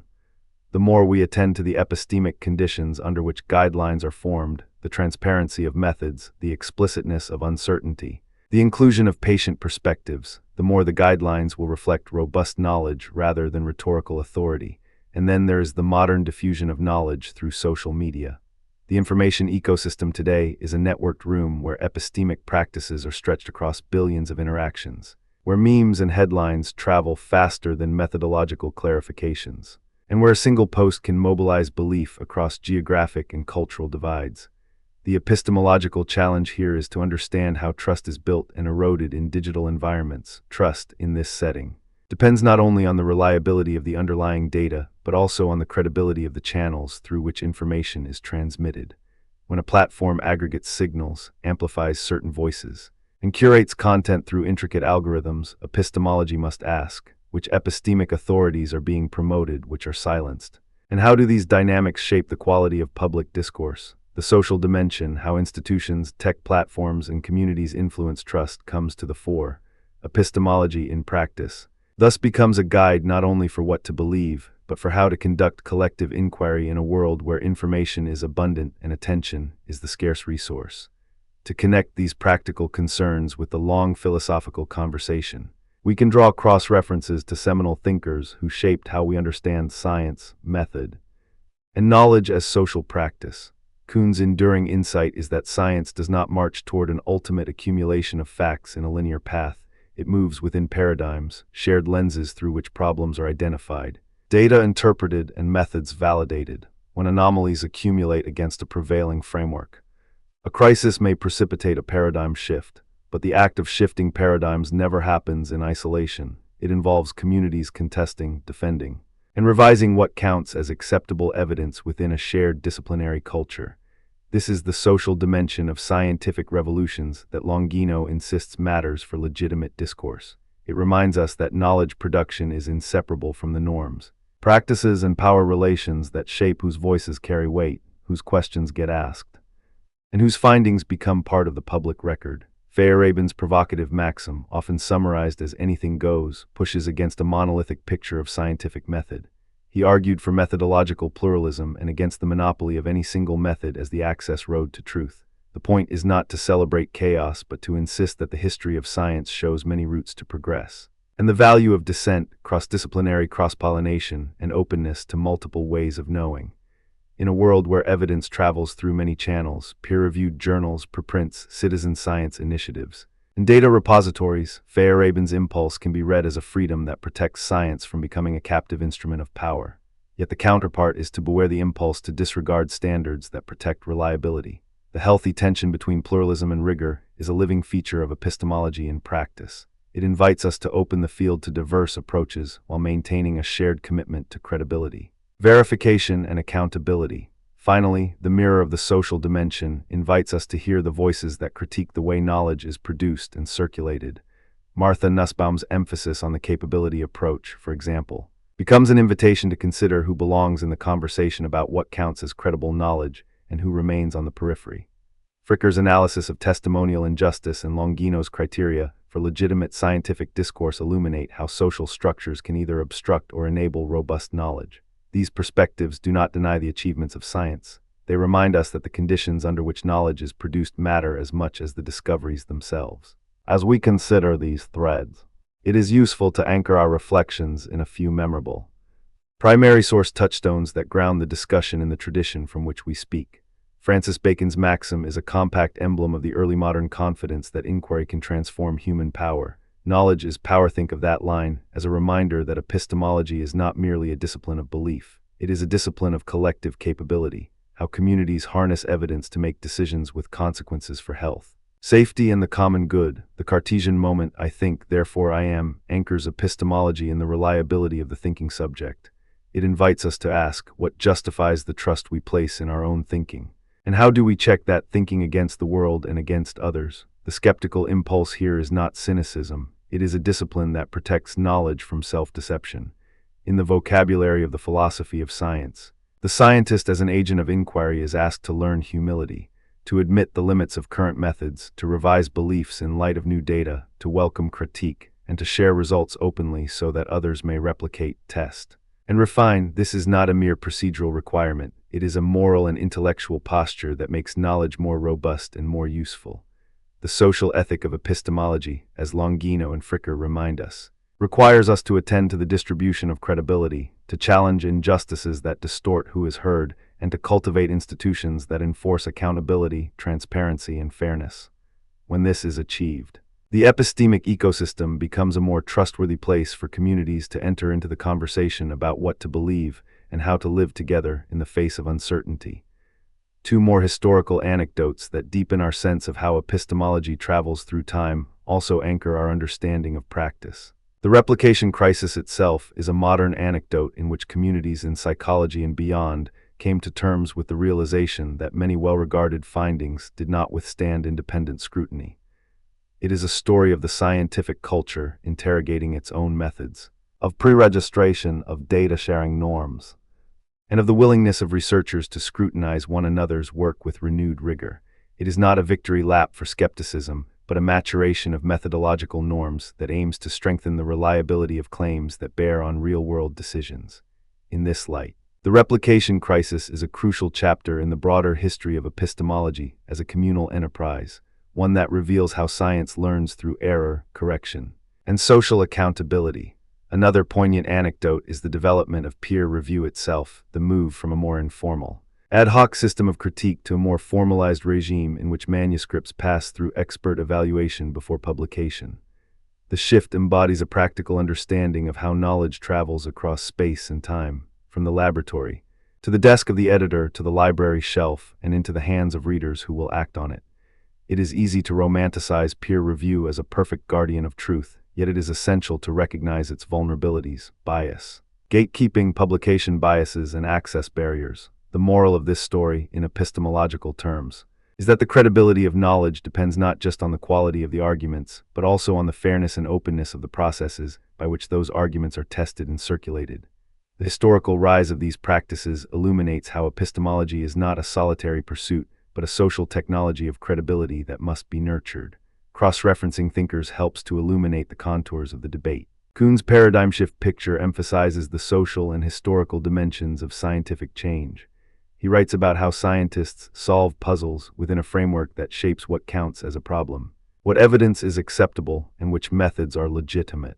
This is not to deny the rationality of science. It is to illuminate how scientific communities organize knowledge through shared commitments, standards, and learning histories. Feyerabend's defense of methodological pluralism is a counterpoint that keeps the door open to diverse epistemic avenues. If a single method were the final gatekeeper of truth, we would risk stagnation and the ossification of knowledge. The pluralist impulse is a guard against dogmatism, a reminder that empirical success often arises from experimenting with different approaches and coordination among disciplines. Longino's contextual empiricism insists that the social dimensions, normative considerations, diverse voices, power relations, must be integrated into our assessments of what counts as legitimate scientific discourse. The synergy of these perspectives provides a fuller, more resilient account of how epistemology functions in practice. To bring this back to a human scale, let us close with a synthesis of the practical, human, and aspirational dimensions of epistemology in practice. The goal is not to replace certainty with doubt, but to cultivate a disciplined confidence that grows with evidence, critique, and accountability. It is to recognize that science and medicine are not merely engines of truth in the abstract. They are social practices with real consequences for how people live, what policies are adopted, and how communities protect one another from harm. The aim is to hold beliefs with a warranted confidence that is responsive to new data, sensitive to context, and committed to clarity and openness in communication. It is to cultivate epistemic virtues, curiosity that does not surrender to noise, humility that allows revision, honesty about uncertainty, and impartiality that seeks the best reasons rather than the loudest voices. In this light, we can return to the two central claims that organize the practice: Bayesian reasoning and inference to the best explanation as engines of rational updating, and the social epistemology that grounds and legitimates the acceptability of knowledge claims in communities and institutions. These are not in tension, but in dialogue. Bayesian updating helps us manage our personal and collective degrees of belief as we gather new data. IBE helps us choose among competing explanations with a view toward explanatory power and coherence. The social dimension, meanwhile, asks us to reflect on how our epistemic practices, peer review, replication, testimony, and institutional norms shape what is credible and what remains vulnerable to bias or power dynamics. The science of epistemology then becomes a guide to a mature public rationality, a shared space where evidence is valued, critique is expected, and trust is earned through transparent, accountable, and fair processes. Let us draw, finally, a handful of concise, actionable observations that might frame our thinking as we watch, listen, and participate in epistemic communities. First, embrace explicit uncertainty when communicating scientific or medical information. Name the limits of current knowledge, the confidence levels, and the key assumptions. This is not a concession to doubt, it is a disciplined membership in a shared culture of rational inquiry. Second, encourage replication and openness. Share data and methods, pre-register studies, and welcome independent attempts to reproduce results. The credibility of knowledge grows when others can verify it. Third, attend to the social architecture of knowledge. Consider who has credibility, who is excluded from the conversation, and how power structures influence what counts as evidence. A more just epistemology is a more robust epistemology. Fourth, cultivate a plural toolkit, Bayesian reasoning, IBE, falsification where applicable, and diverse methodological approaches, all kept in conversation with one another. Do not privilege one method as the sole gatekeeper of truth. Fifth, remain vigilant against epistemic injustice and misinformation. Support institutions and practices that foster credible testimony, verify sources, and resist the allure of easy narratives that misrepresent uncertainty or oversimplify complex causal relations. Sixth, remember the historical arc, the Copernican shift, the emergence of peer review, the replication crisis. The ongoing debates about consensus and dissent all show that knowledge is a process of negotiation over time rather than a finished product. We can attend to its history as a guide to its future, and in the same breath, notice the ethical horizon. Epistemology is not an abstract discipline set apart from politics, health, education, and public policy. It is deeply implicated in questions of justice, human flourishing, and the shared project of shaping a world in which truth-telling, trust, and mutual accountability support one another. If we listen closely to the voices of the tradition, we hear the echoes of Descartes and Bacon, the waves of Kuhn and Feyerabend, the warnings and hopes of Longino and Fricker, and the ongoing experiments of contemporary scientists who work in laboratories, clinics, and digital spaces. We hear the patient, careful reasoning that science aspires to, and we hear the social life that must cradle it. We hear the balanced melody of knowledge, the caution of Bayesian updates, the appeal to the best explanation, the accountability of peer review, the resilience of replication, and the humility that knowledge earns when it is tested by those who disagree and when it is revised in light of new evidence. So as you go about your day, as you read a medical guideline, as you weigh a climate report, as you evaluate information on social media, ask yourself what counts as evidence here. What assumptions am I bringing? What would count as disconfirming data? How would I know if the consensus is legitimate, and at what point should dissent be taken seriously? Who is speaking? And who is listening? What responsibility do we owe to others who are affected by the knowledge claims we adopt? These are not questions that belong merely to philosophers in a quiet room.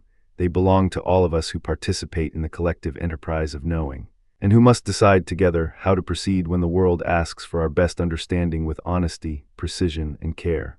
The practical philosophy of epistemology, then, is not a retreat from the messiness of real life.